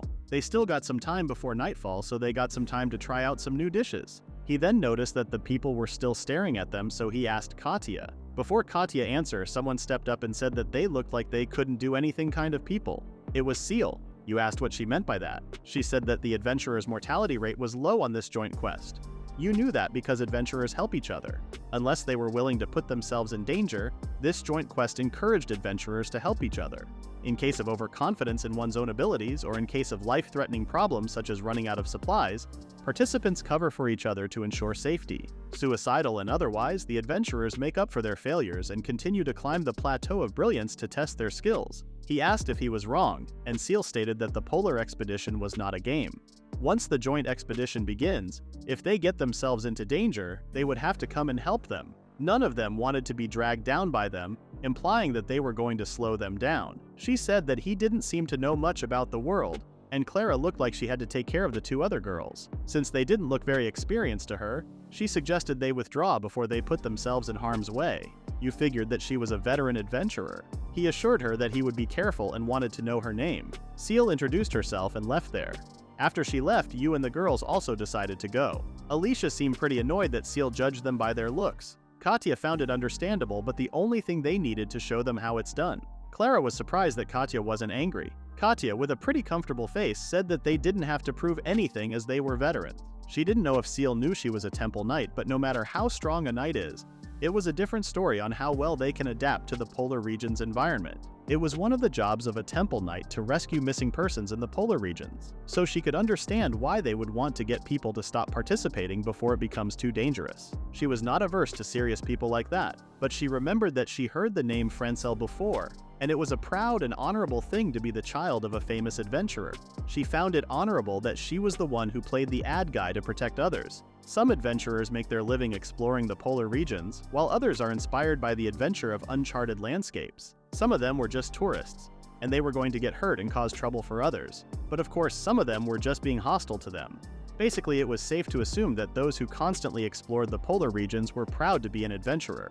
Therefore, if they showed them what they were capable of, their perspective towards them would change. Yu was now motivated to reach the top and knock some sense into them. Katya was impressed by his courage and stated that it was possible to achieve their goals with this group, and told Clara to have a little more confidence in her magic. Clara got embarrassed and thanked her. While they were talking, Katya watched them and thought, She could become as strong as she wanted to be. The day of departure came and the weather was pretty sunny, which increased the mood. Katya suggested boarding early as it was about to get crowded, but Yu wanted to be on deck while they said. When they entered the ship, it was time for Alicia to sleep. She told them to wake her up when they left and fell asleep in a second. Yu was envious of her ability to fall asleep anywhere quickly. Katai also knew how difficult not being able to sleep well in the mountains, so she was envious of her as well. Clara asked about Katya's mission as it would be hard with the bugs being around her. She explained that back when she was still with the Night Order, they would set up a barrier to ward them off. The main purpose was to detect demons and also to act as a barrier against the weaker ones. And while they were at it, it also stopped insects from getting in. It worked, but sometimes they still managed to get in. While they were chatting, Katya noticed that Yu's new sword was with him and wanted to see it. Yu had been wanting to show it to someone, so he took out and introduced his new sword as the Grand Keon's sword. This even woke Alicia, and she stated how pretty it was. Katya had never seen such a crimson sword and wanted to hold it. It was her first time seeing a highly flexible thin blade with a slight curve on it. The sword was highly practical and interesting. Yu said that in his hometown there was a sword called katana and the shape of his sword was just like a katana, but this time he left everything to the blacksmith. When he was using the material, it naturally took this shape. Whenever Yu held the sword, he felt like he was holding the spear of the deer. He can try using his new skills. Clara wondered if it had something to do with the fact that it was an ancient species. Alicia found it highly probable, or maybe the creatures that were not aware of their abilities have the potential. You wondered if the material alone wasn't enough because it was useless if it was not turned into a weapon. It was time to depart, so they ended their conversation in there and went outside. They could see the Plateau of Splendor and wondered what kind of place it was. Alicia heard that it was a great place and was excited to see the scenery. One of the employees on the ship gave the signal that the ship had sailed and their journey began. After a while, they arrived at their destination. Everyone was amazed at how Plateau was so huge and shining at the top. Not only them, but the other adventurers were also excited and felt competitive about the treasures on the top of it. Katya asked Yu about his plan and he explained that they didn't want to be late to the party, so it was time to go. They started to walk and Katya seemed pretty satisfied by the shoes. Lisha thought it would be tiring as they were a little heavy, but she was wrong. He had heard that the Plateau of Splendor had a lot of rocky terrain, but luckily he had the right material for the shoe. They were similar to what they would call hiking shoes where he was from. The soles were so hard he couldn't even bend his feet easily, so they would quickly get tired on flat roads, but they were great for slopes and rocky. Besides, they made quite a big difference depending on if they had this or not. When Katya looked at the other adventurers, she knew that the equipment was too specialized to only be used for fighting demons, and lots of people having a hard time just by walking. While they were walking, Yu was trying to find a place that seemed easier to climb, but it looked like everyone had the same idea. He wondered if they should be here a little earlier, but it was fine according to Katya. On which tier were they located on the plateau was generally determined by the composition of their party, as well as their overall experience. Most vanguards were generally positioned to the front while their opposites, the mages and healers, remained in the back as rear guard. The vanguards and the rear guards used their magic powers differently. It was also directly related to their physical ability.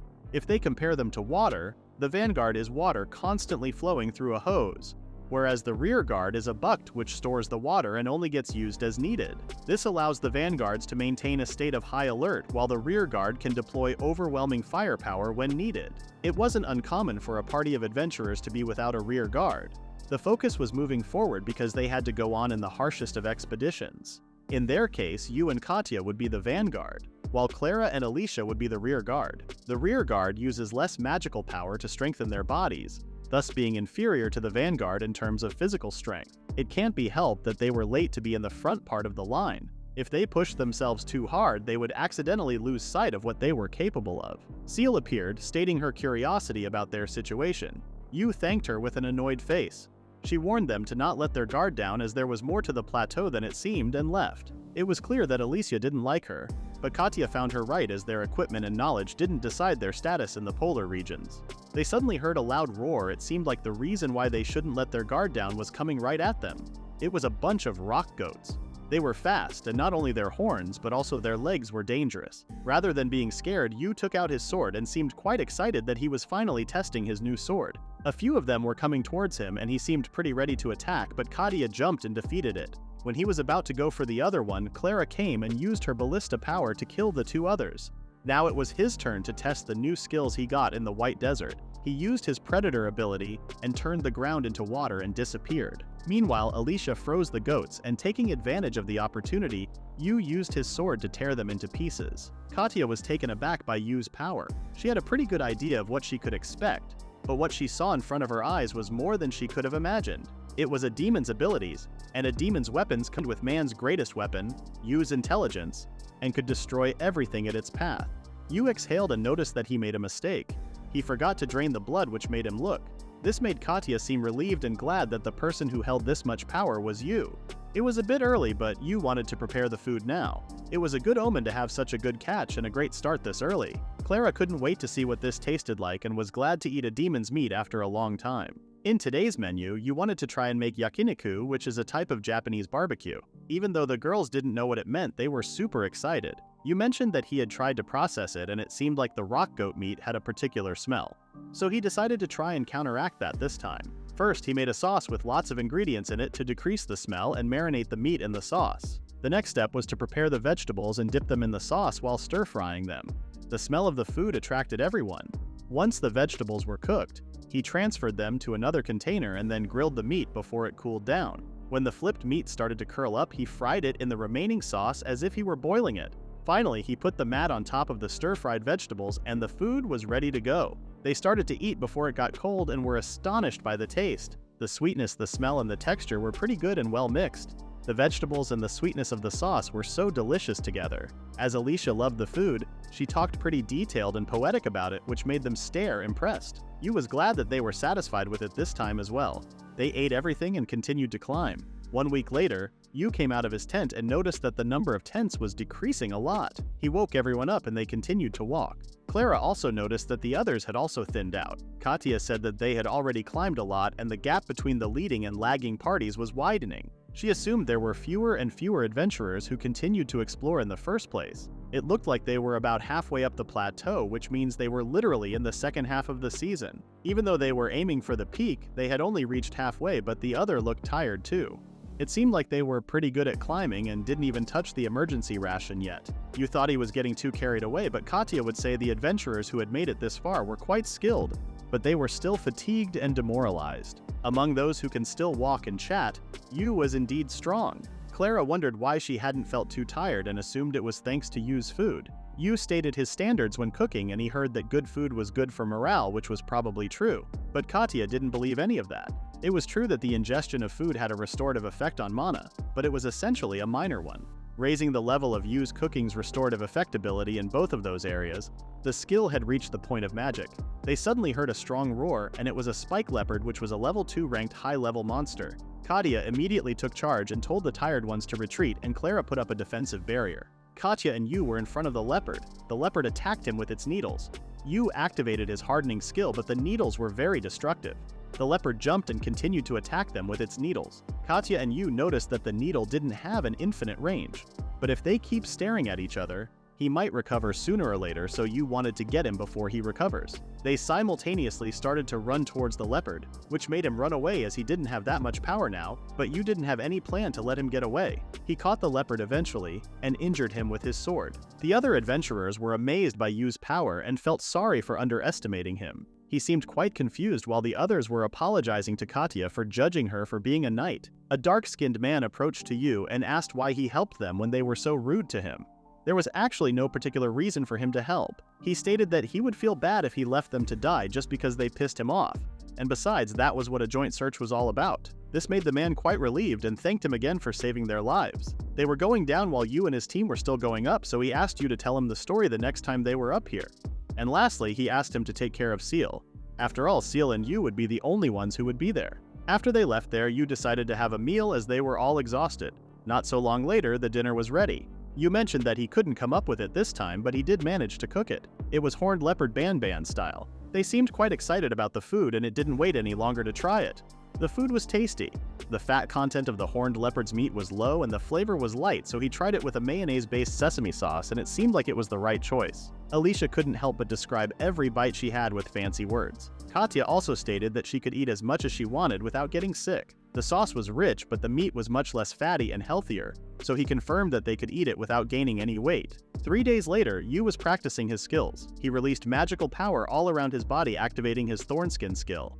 And then he tried to throw out his needles, and it was a success. Katya said that Igrapalso's ability was a combination of offensive and defensive magic armor. It seemed to have high offensive power, but it was useful. Yu wasn't sure about that because even though it had good defense and attack power, he had to be strong to use it. The horned leopard was a type of demon that was stronger than its abilities. If anything, even the demons with hardening were weak. So the strength of one's ability was not necessarily proportional to the strength of the monster. Clara was watching Katya and Yu discussing and noticed that Alicia seemed tired. But she denied that she was tired. Yu informed them that they were about to leave. They walked for a long time until Clara gave up and needed a break. There were some strong monsters up there, so it would be best to get some rest. Katya seemed fine, which impressed Clara, but she denied it and stated that it was amazing that Clara could make it this far. Considering that she had come this far while fighting demons along the way, she would say she was tougher than a bad vanguard. Yu also found her great and turned to Alicia to praise her too, but she was on the verge of fainting. Yu immediately held her while she was saying she was just a little tired, which made him mad that she hadn't told them earlier. He asked her to give him as much detail as she could about how she felt at that moment. She said that she had a headache and felt nauseous, which was the curse of the plateau. You didn't know about that, but he had an idea that it was altitude sickness. The girls seemed worried, but as long as they didn't do anything wrong, they would be fine. Firstly, they need to take a break, and if it doesn't feel better, the best way to heal it is to go back down. They would go back the way they came, which means they would lower the elevation of where they were now. The most common cause of altitude sickness was a sudden drop in blood oxygen levels due to changes in atmospheric pressure. If you get sick from climbing a mountain, you should descend the mountain. It was highly probable that you would recover, but it was better to take a rest until the symptoms subsided. Yu stated that he was going to find a place to rest for now and warned Alicia that it was going to be a little bumpy, but she had to be patient. When he saw her face, he felt sorry and apologized for yelling at her out of nowhere. They continued looking for a place where the wind couldn't get them as it was chilly. Clara and Katya were asking Alicia questions about her comfort, which made her teared up a little. Suddenly, Yu heard something. Katya also heard it, and it was the sound of a battle from a close place. Almost all the other adventurers were descending, and the only one who left was Seal. Katya asked Yu about his plan. Yu was almost sure Seal was a very capable person, and they should leave her alone and let Alicia get some rest as soon as possible, but he still had a very bad feeling about this. He decided to at least check on her and heard a noise behind a rock. When they checked, Seal was lying there motionless. Seal was injured by a huge monster. Without thinking anything, Yu attacked him with his head, making it collapse. Seal tried to talk to them, but Katya stopped as her wound was deep. Katya had to leave the monster to Yu and carried Seal to a safe place after warning him to be careful as the monster was called Drow's Eider. And as he saw, it was a powerful demon with arms that could expand and contract. The thing in front of him was more like a monster and didn't make him hungry at all, so he wanted to finish this as soon as possible. The monster reached its hand to him, but he successfully dodged but couldn't hit him as he was fast. He dodged its attacks until he found an opening, but this time the monster was really a pain in the ass. He had no choice but to use his dragon breath, but his skin was so hard that he doubted if he could pierce it. The monster started grinning, which made him even more annoyed. The only thing that he could use against the Drowsy was the ability charge. However, he didn't bring his double-edged sword as a catalyst for this quest. Another ability that may work is the Ice Flash. He had to remain on guard even when he was casting magic. The monster was attacking him so rapidly that he couldn't even focus on the target. Katya's help would be great, but Clara and the others needed her escort, so he was on his own now. He had no choice but to take him down himself, but he knew he wouldn't be able to defend himself with a sword for much longer. Then he noticed that his palms were not as hard as his skin, so in that case, he released his hardening.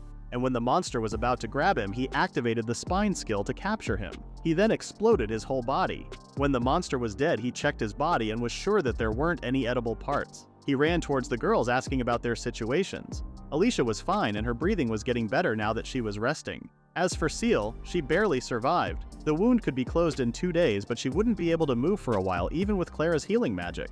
Either way, Yu was relieved that it wasn't as serious as it seemed. Yu decided to set up camp, but Katya told him that she would take care of that because he was tired. While Yu was resting, Clara apologized for not being able to help him, but she seemed even more tired than Yu. He told Clara to not push herself too hard as she would collapse from overworking herself. She knew that, but wanted him to let her try just a little harder.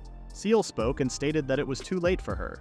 Yu said that she needed to stay in bed a little longer because her condition was still unstable. She was shocked that Yu was able to save her as he was supposed to be dead by now. Yu ignored her and stated that she could thank Clara.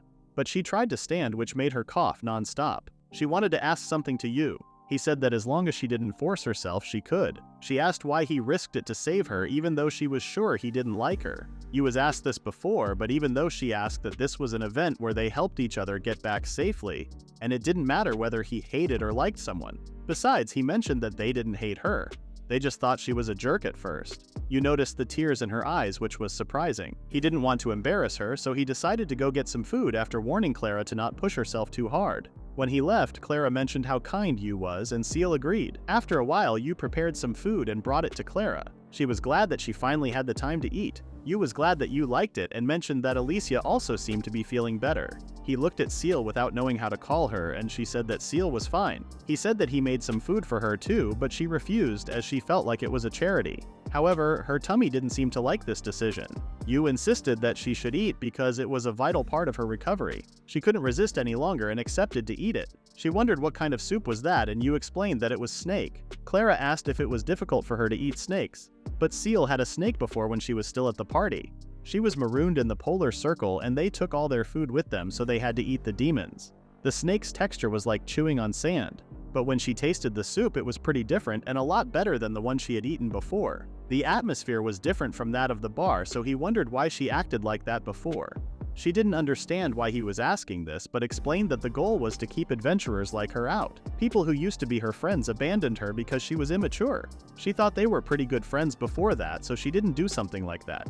She thought she didn't want them to end up like her, or was simply just being envious of their bond. But she was wrong, and if it wasn't for them, she would be dead now, so she thanked them. She wondered about their name, and they introduced themselves. After that, Seal wanted to go to sleep as she was a little tired from all the talking. Yu agreed as good food and a reasonable amount of sleep were all she needed. Clara and Yu left her tent and started to have a talk.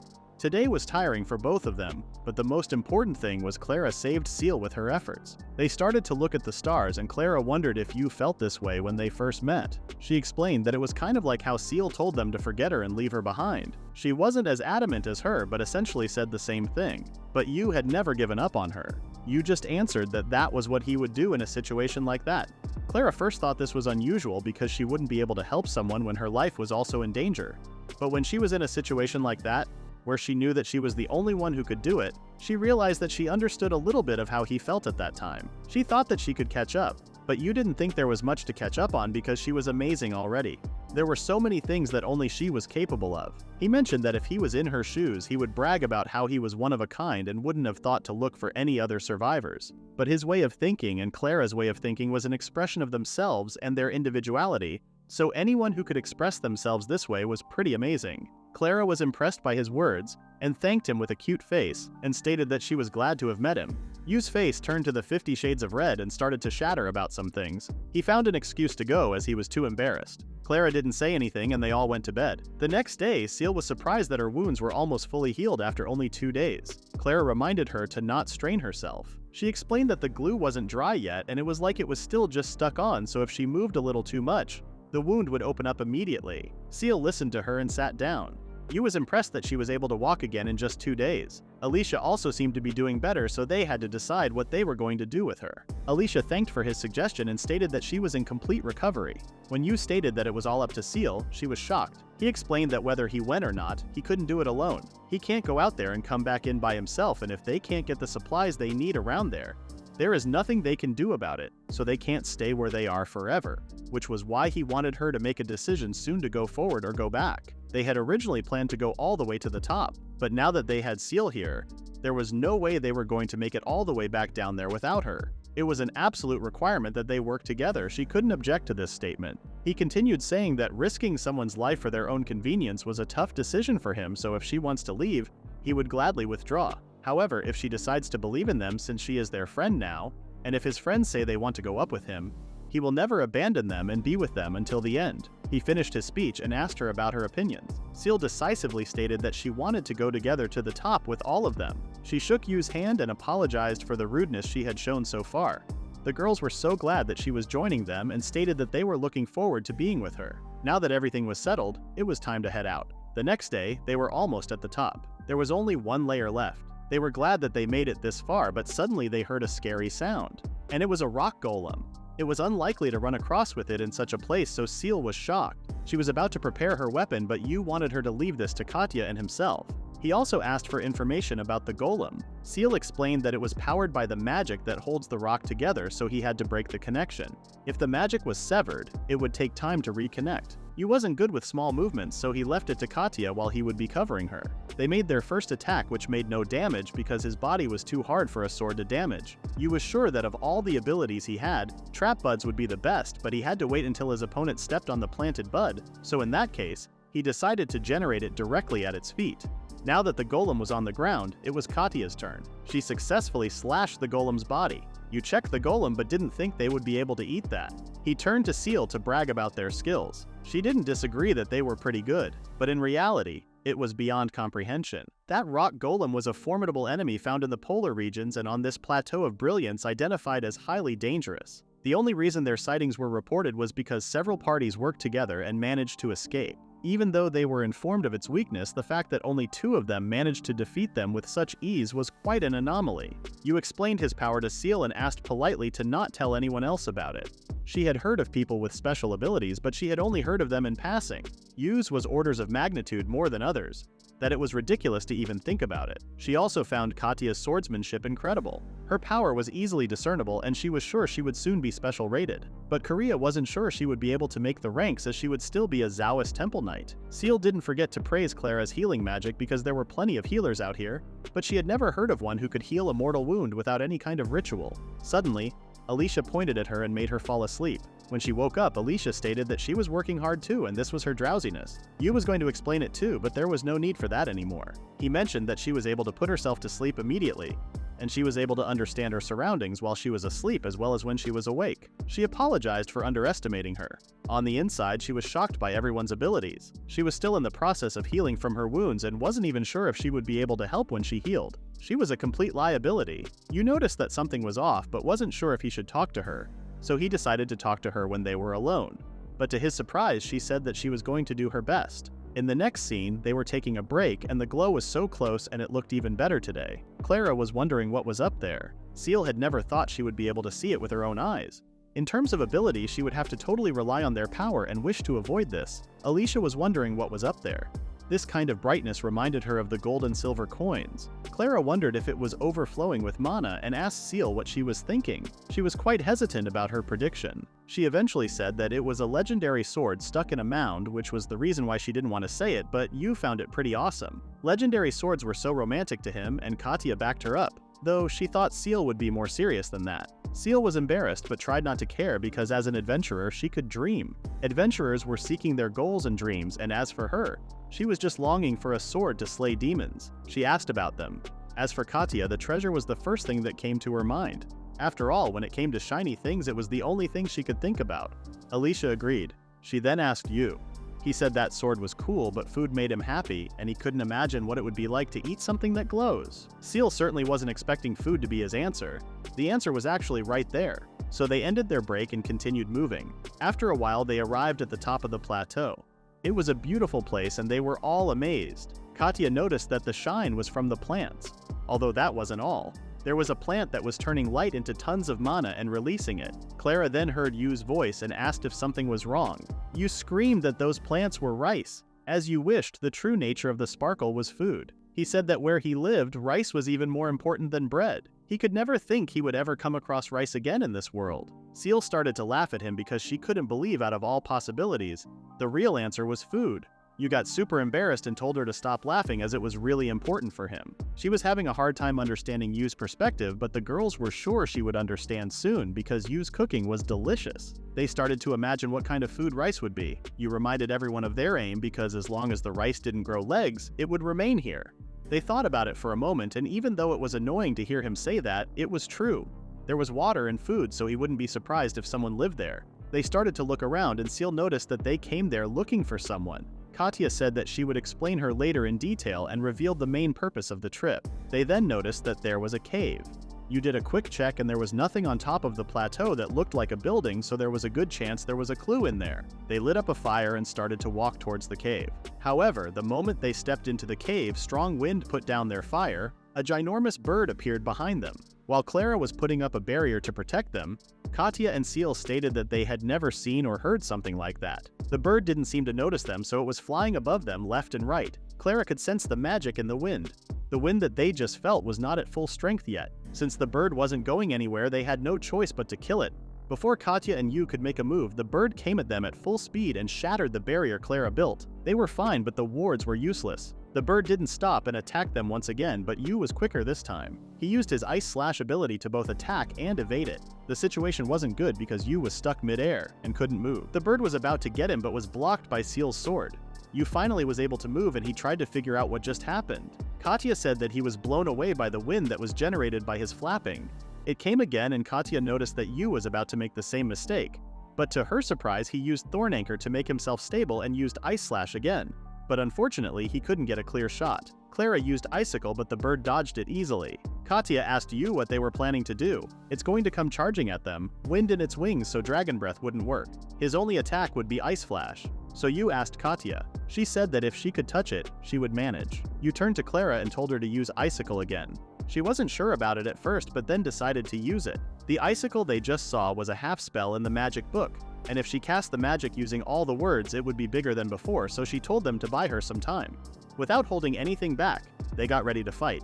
While Yu was using his abilities to stall the bird, Seal was watching them amazed. The Ice Flash technique for sure required a lot of magical power just to use it once, and she couldn't believe he still had the power to fire it repeatedly. On top of that, the icicle Clara used was big and powerful, and it was unbelievable that she was talking about something even bigger than that. With Icicle and the healing spell, Seal was even more curious about Clara's skills. Katya came to Seal to ask for her knife. There weren't any rocks handy, so she wanted to use her knife instead. She threw the knife and created an opening which allowed Yu to use his max power Ice Flash. He finally hit it properly, but it wasn't enough to end it. Yu was exhausted, but they had no option but to fight. Katya noticed that wind magic was gathering around the demon.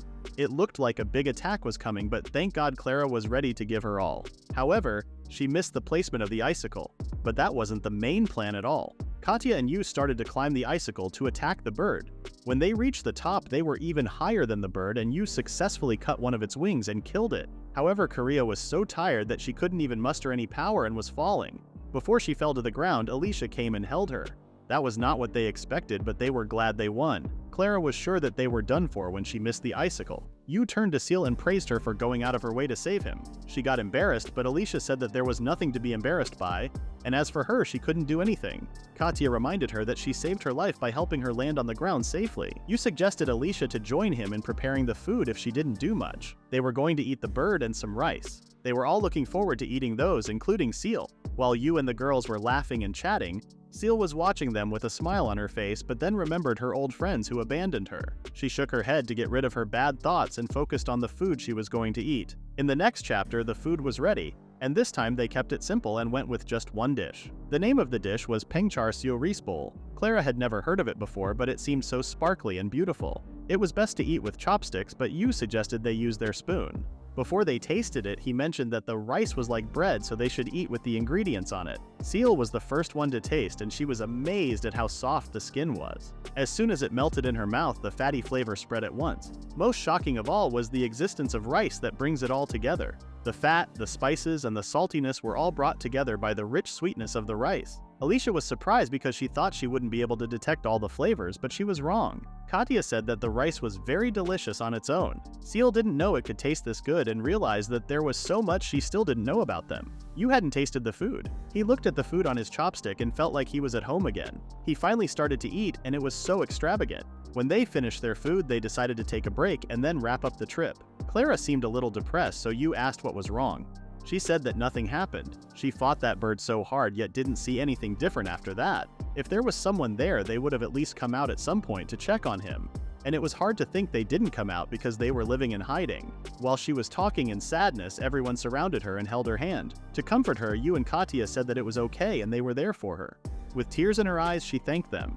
They hugged her tightly and continued their journey. First things first, Yu threw a rock at the cave to check. It seemed fine, so they lit up a fire and continued.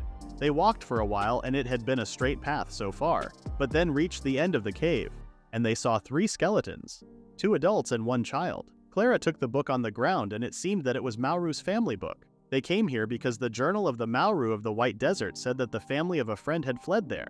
She knew from the way they wrote family. That meant there would be children as well. Clara said the word Wilda, which seemed like the name of the giant demon bird that they just killed, the Sky King who lays siege to the Silver Spire, and the top of the Plateau of Splendor.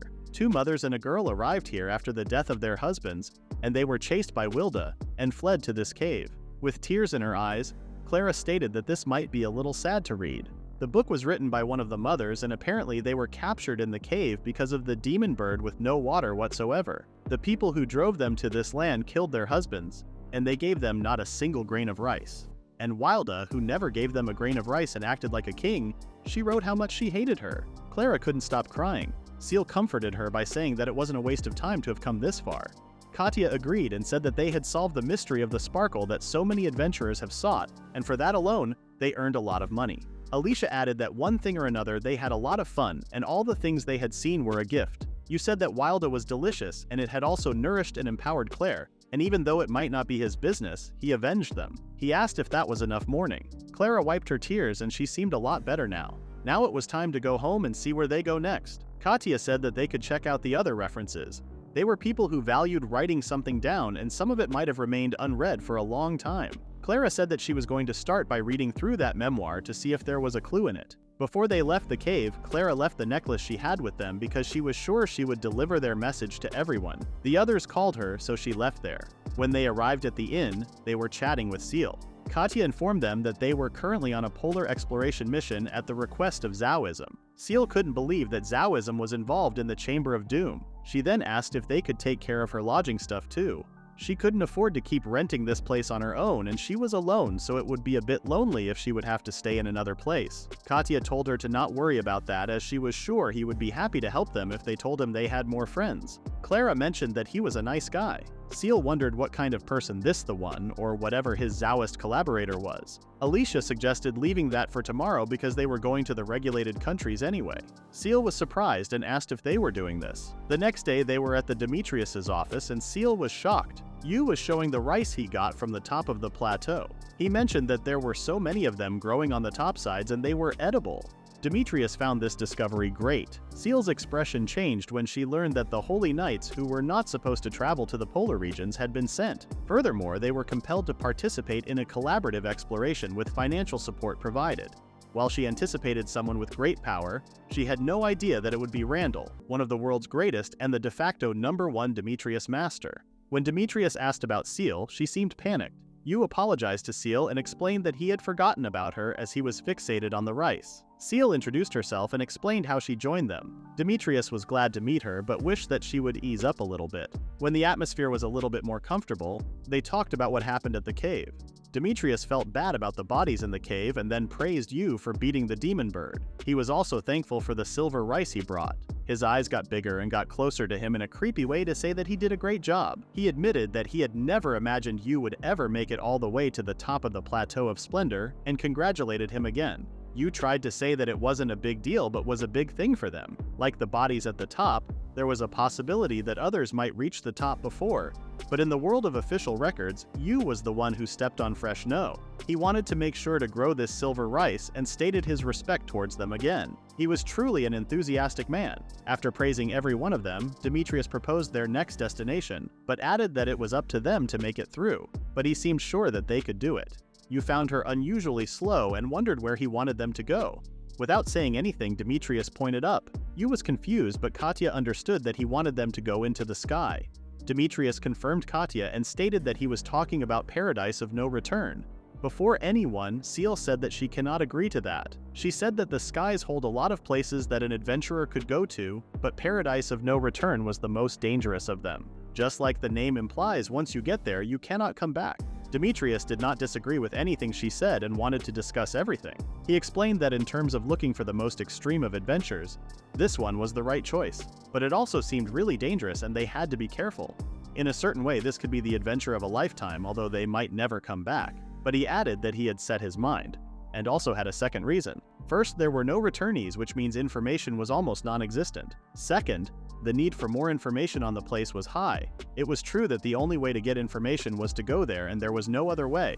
The most extreme adventures were within the clouds. It was an island that flew over the skies.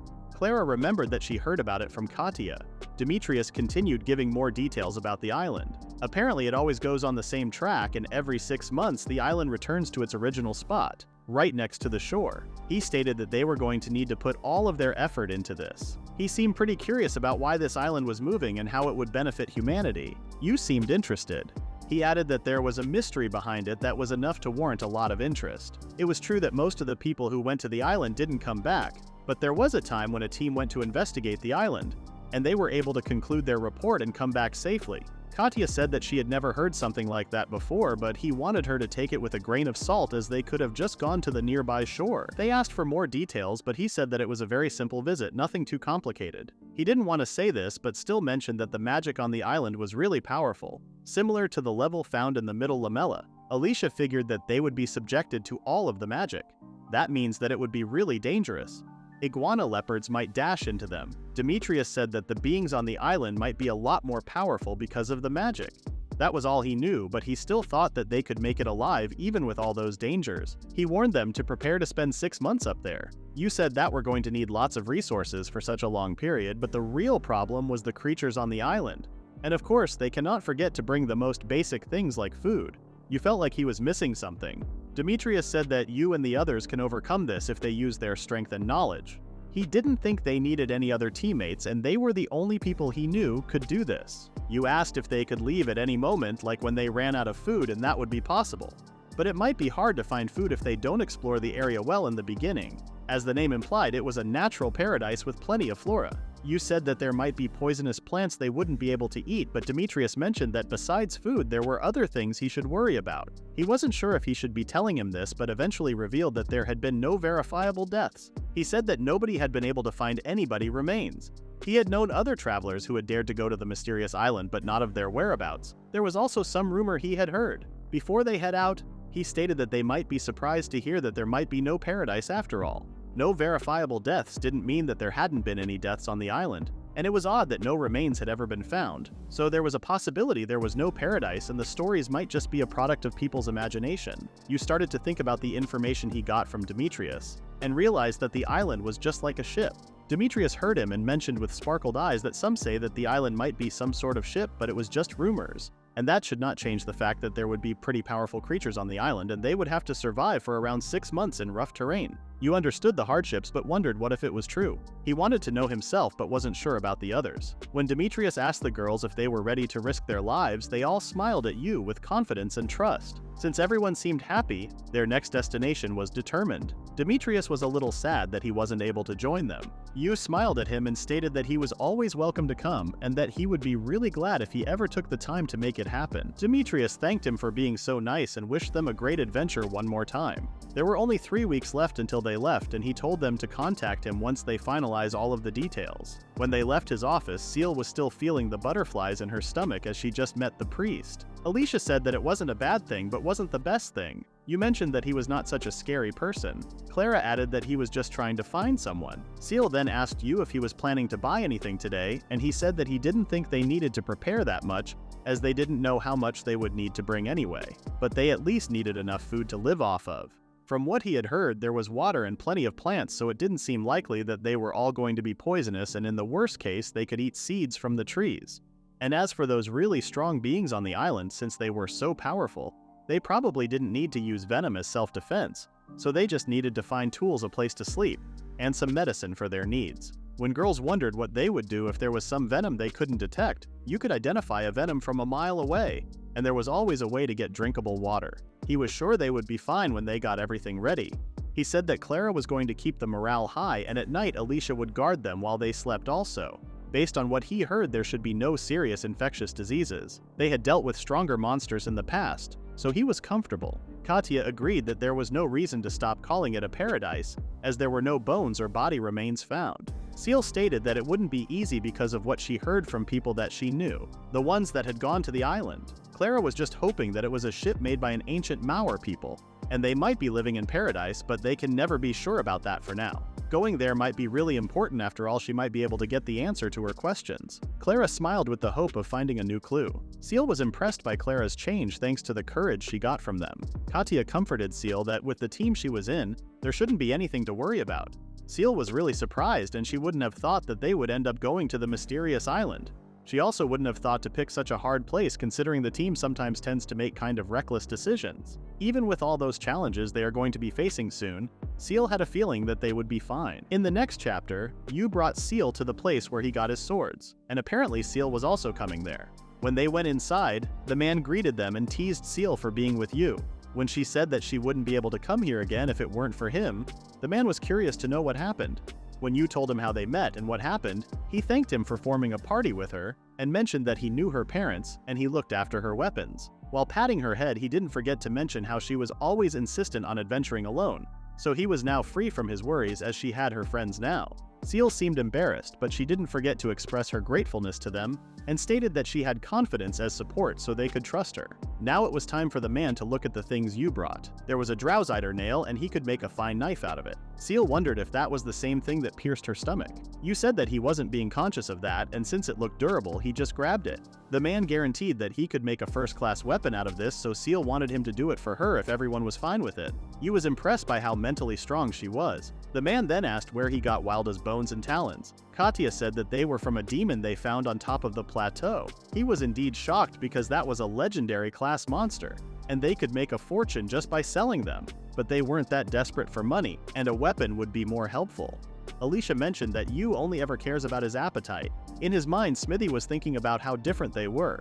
They were bringing in such outrageous materials as if they were presenting a letter. Most adventurers explore for a living as their profession. Considering the price this material would fetch, it was a shame to lose the value of the materials themselves when turned into some tool. And if it was going to be used by someone at the party, it normally wouldn't sit right with the others. But no one in his group holds malice or greed, and he could call them an ideal bunch that shares the same destiny. That's why he wanted to do the best job possible.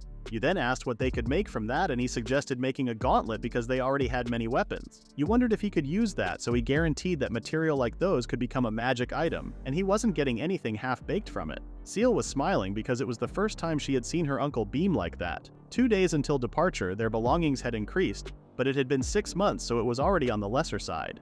Alicia questioned why they were all in the same room. Katya finds it fine because this cramped feeling will last until they reach the Badlands. Seal agreed and added that it was easier if they were all checked their stuff together. Clara wondered why Yu hadn't come back, so Katya explained that he was borrowing the inn's kitchen to cook lunch. Just when they were talking about how hungry they were getting, Yu came and called them to the dining hall with him. Today's lunch was fruit jam pancakes. Clara was surprised and wondered what kind of food it was. Yu said that there could be something similar in this world, but sometimes it was nice to have a sweet lunch. He didn't have fresh cream, so he gave it volume by using meringue. Since Clara's tummy was crawling, they didn't wait any longer to eat. As expected from Yu, they were all amazed by how good the pancakes were. Katya especially loves how the jam seeps into the cut part. Alicia had never tried this meringue before, but she seemed to love it. Thanks to the ingredient similar to sugar, Yu was able to fluff up the meringue with ultra-high speed. He also prepared a non-sweet version with cheese sauce, bacon, and sunny side up. They all wanted to try that out too. While they were eating, all you could think about was what tasty stuff awaits them in the paradise of no return. They finished their lunch and went back to their room to talk about their future plans. Yu asked if they wanted anything to eat because they could only eat the vegetables while they were still fresh. Seal wondered if they should be bringing raw vegetables because it wasn't that cost-effective. Yu knew that it was a bit like a luxurious good. Since it is a long trip, it may feel like a drop in the bucket, but he still wanted to keep their nutrition in check. But they didn't know about nutrition, so they didn't understand what he meant. Now it was time to check their equipment. The gauntlet looked so high quality. It wasn't as stuffy as you thought it would be. Seal couldn't believe that was what he was impressed. It did feel light, almost felt like he didn't put anything on. Katya explained that it was made from the material of a monster that flew through the sky, so with such a huge body, it was bound to be lightweight. Seal felt the potent mana from it too. She could only imagine how much defensive power it possesses, especially against attributed attacks. Seal asked if he could try invoking some mana into it, but he was confused as he hadn't done any training for that, but he was always doing it without noticing, so he gave it a try, and it created wind. They were all shocked and amazed. Seal said that it could weaken all sorts of attacks, so it was pretty convenient because Yu was the type to intercept incoming attacks than dodge. He then asked how Seal's Drowsider knife turned out, and it was unexpectedly good and complex. She had a feeling that could pierce through things well. It could pierce through boulders, dirt, and even meat, and it was versatile, so she should be able to slay all sorts of monsters with it. Seal asked once again if he was sure he wanted her to have this, and he was sure. Now that they checked every piece of equipment, Yu asked Clara if she found anything in the journal.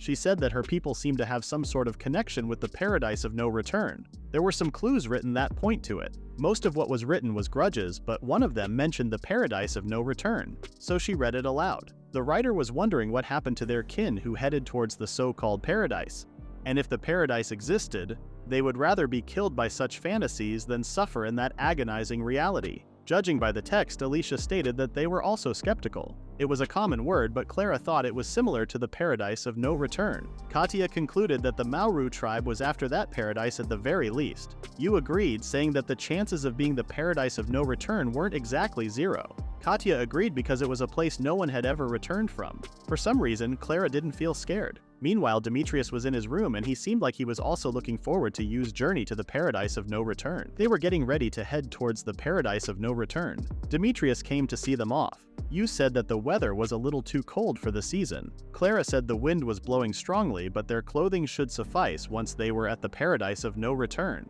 Demetrius, dressed warmly, was telling Yu that he was not surprised that he felt cold in that outfit. Alicia told Demetrius that he was so awfully infuriating that it made her want to tell him to take those off. Demetrius told her that she already said it to him. Demetrius told them he hoped they overlooked that and there were things he needed to do as well, so he couldn't afford to risk his health. He said he had faith in them, however, the chances of this being their last goodbye weren't zero.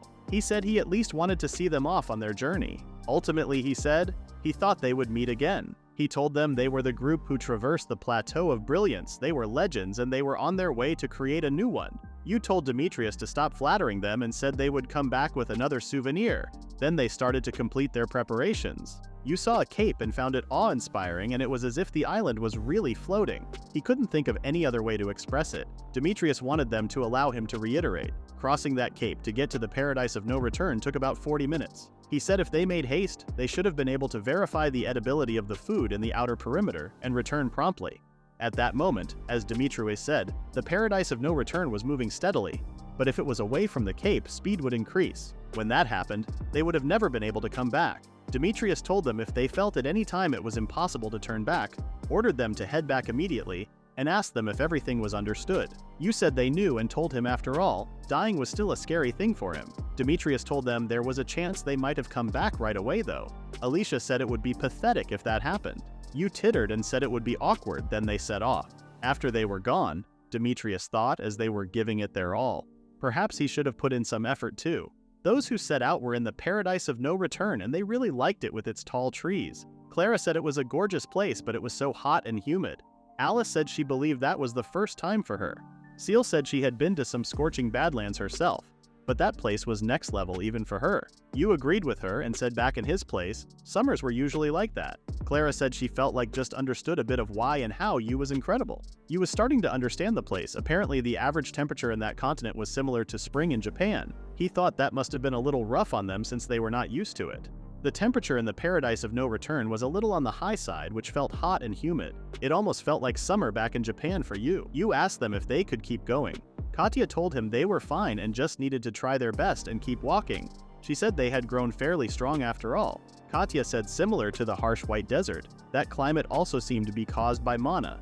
She said if they covered themselves in mana, it could counter external mana to a certain extent. Yu was surprised and asked her if she could do that with mana, and thought maybe he should have learned to use it. Seal told them it would be better to keep mana consumption to a minimum if it wasn't necessary to use, and told Yu that he could endure it without any modifications. And she thought that was the most efficient way. Alicia told them that frankly she was a little envious that she could not resist the hot weather without relying on her mana. Yu told them that it was time to regain their focus and begin to explore. For now, he said, wanted to try out Demetrius's suggestion and see if they could use a watering hole. They left their bulky stuff there, then they started hanging around and watching what was going on. Yu said if they listened carefully, they got to hear all sorts of sounds. Katya said if it was brimming with nature there were bound to be various creatures too, but she wasn't good with insects. Seal wondered if it was just the small ones, and asked if that place was so overflowing with mana, then they would be big enough to be cut with a sword. Katya told her it was more of an instinctive disgust. Clara wondered why that badland wasn't home to people when it was brimming with so much biological life. You said he feared there might have been other reasons. Clara said a region could be considered the Badlands if it had strong monsters after all. She said if a person like Clara, who supported from the rear, ventured alone, it would have been big trouble. She said it would have been hard to live in a place where you felt unsafe just by walking around. Alicia told them that the reason there was no life there could be due to other environment-related issues such as drinking water had poison in it. You said that would be worrisome, and he said he had also thought of that. It didn't seem like there was poison in the seawater. Worst case scenario, they just had to create their drinking water. Seal asked if he was also capable of creating drinking water. He said it was not a power but a skill, and anyone could do it if they knew how it worked. Then again, that was not all there was to it. It was less about making drinking water and more about treating it so that it was relatively safe to drink. If they get the chance, Yu is going to tell more about it. C said you made it sound so easy. She said if such technology existed, it would have caused a revolution among adventurers. You said it seemed like they didn't have to rely on that knowledge for now. While they all kept going, they came across the water. Alicia asked you if it seemed drinkable, and he said he didn't sense any position, so it was probably drinkable. However, when he looked at the water closely, he said he had figured out one of the reasons why that place was called the Badlands. An alligator came out of the water. It was too big and its arms were so long. You, Seal, and Katya drew their swords. Then the alligator climbed to the top of a tree. Katya said she started to feel uneasy with how it was positioned like that. Seal said that was troublesome and it could climb trees despite its huge body with that much agility. The alligator suddenly started attacking and ripped a huge tree from its roots with his mouth and threw it. Katya said it was pretty fast but it could still be stopped. You said it looked strong and asked what they were going to do. Katya told you that he was the only one who could dodge, but from the looks of it, its belly has thinner scales. It shouldn't be too big of a problem. Seal said she didn't know if it was because they were getting closer to the central area, but the alligator was way stronger than the spike leopard. Katya said she didn't think magic was that much needed there since they were at it. Katya looked at Seal and asked if she wanted to show them what she was made of. Seal said she understood that Katya was trying to instigate her. Seal decided to go for the alligator, but she said she was not good at dealing the final blow, so she would leave it to either of them. Seal thought the alligator wasn't so fast and started to attack him. She understood that with swift movements that didn't allow for a clean hit and a constant impenetrable defense, it always presented its hard back towards them, leaving no opening for an attack. However, she was not his only opponent. Then Yu came out with ice flashes. Finally, Katya came to deal the final blow, and Seal said it was all hers now. Clara and Alicia were looking at them and thought they had done it. However, the alligator could still move. Katya thought it could not reach them and decided to just wait until it stopped moving. You thought it had a lot of vitality to think they would be encountering a monster right away. He said that info about that place teeming with strong monsters didn't sound like a joke. It was like they were dealing with something on the level of a drowsy dirt. Seal said just going on a bit toward the center and already encountering that level of difficulty in the Badlands was pretty challenging. Clara worried about what was going to come next if they were already facing a monster that strong so early. She said just watching it move was more than enough. Katya said the three of them should have been able to as long as she and Alicia fought alongside them. They should be okay. Alicia asked Yu what he was thinking by rugging and asked if they could eat that. He said they could, and he had had a similar animal's meat before and it was delicious, so he said he had high expectations. Katya told Yu that he still had an appetite for animals with scales, which amazed her. Yu told her it was all about getting used to it. When the alligator stopped moving, Yu told them it should be safe now to approach him. He decided to cut open the meat first and have a look. Seal asked Yu if he was the one who turned the dragon fang into a cooking tool. He said it was not that he only used it for cooking.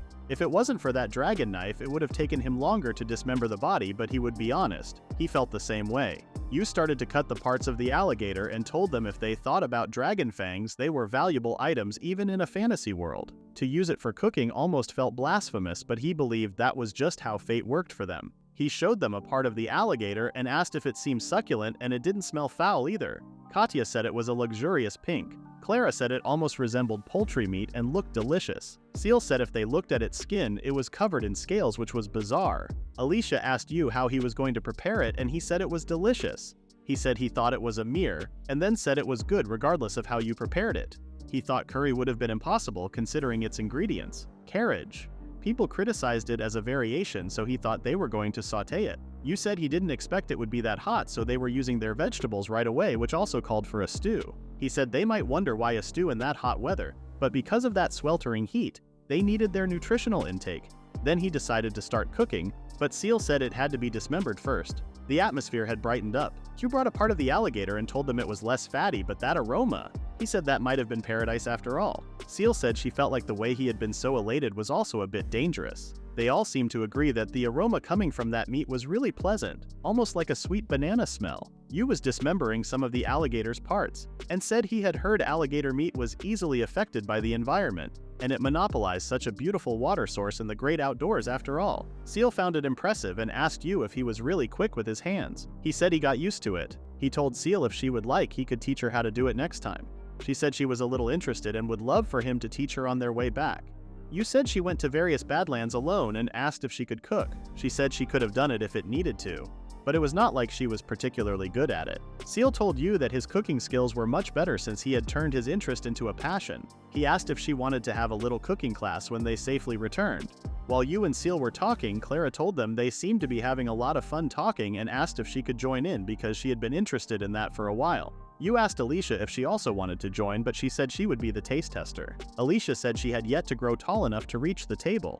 Katya told her she was a smooth talker. As the food started to boil, Yu said it was starting to smell good and told them it should have been ready soon. Then it would be time to do some sautéing. Yu took a pan and put a generous amount of butter in it, then place a slab of alligator meat and then let it cook. He said the wafting fragrance was really tickling his appetite and nobody could beat the smell of grilled meat. When the cook was ready, Alicia told them she would set the table. That day's dishes were long-legged alligator stew and sautéed long-legged alligator. Alicia found it to look so delicious. Seal said even though they used ingredients they brought with them, it was still surprising to be able to eat such a sophisticated dish in the Badlands. Yu said he thought those were relatively simple dishes. He said if they had milk with them, they could have turned it into a creamy stew. Then he said to eat it before it got cold and decided to start with the sautéed dish first. Alicia said it had such a juicy texture. Yu said aside from the smoky, well-cooked aroma, there was a slight hint of a faint tropical fragrance that was reminiscent of bananas. Clara also found it delicious and that meat, yet it tasted so refreshing. At the same time, it was not necessarily light on the stomach either. Yu said he paid a lot of attention to the cooking temperature, so he thought anyone could make it taste good. Then they decided to try the stew next. It was so dense and Yu didn't use any special seasoning, but the soup packed with vegetable and meat broth produced a beautiful golden color. The vegetables crumbled in their mouth and melted onto their tongue. They had absorbed plenty of broth from the meat, and it had a concentrated, rich taste like consommé soup. The meat had a complex and delicate taste, combining the sweetness of the fruit-like aroma with the sweetness of the vegetables. Seal asked Yu if he was skilled in cooking something that intricate. He said it was a simple dish but still definitely had a complex flavor. The power of ingredients really shined through that time. Alicia told Yu that she knew that happened every time they ate, but she felt as if her fatigue had been washed away, and now that she was full, she was starting to feel a bit sleepy. Yu said then, they got some work done that afternoon and found a cozy place to sleep. They had secured their water source and food, so now their top priority was to establish a base. Yu said before that they needed to wash their dishes. He wanted Clara and Alicia's help. Till the end of the chapter, they all talked about the meal and kept talking about how good it was for them. It was just not a matter of feeling better. Also, their fatigue had really vanished. Their strength and magic power had recovered, and their limits had been raised too. Seal asked Katya was talking, and Katya told her if people knew about Yu's power, they wouldn't let him do as he pleased. Then Yu called both of them and told them they would be sleeping out in the open if they didn't find a place before sunset. Alicia saw a flying insect and she said she was okay with anything but that. Sleeping out in the open was definitely not an option. Seal was thinking about how she could become friends with such amazing people, but she wanted to help them without any thought of personal gain.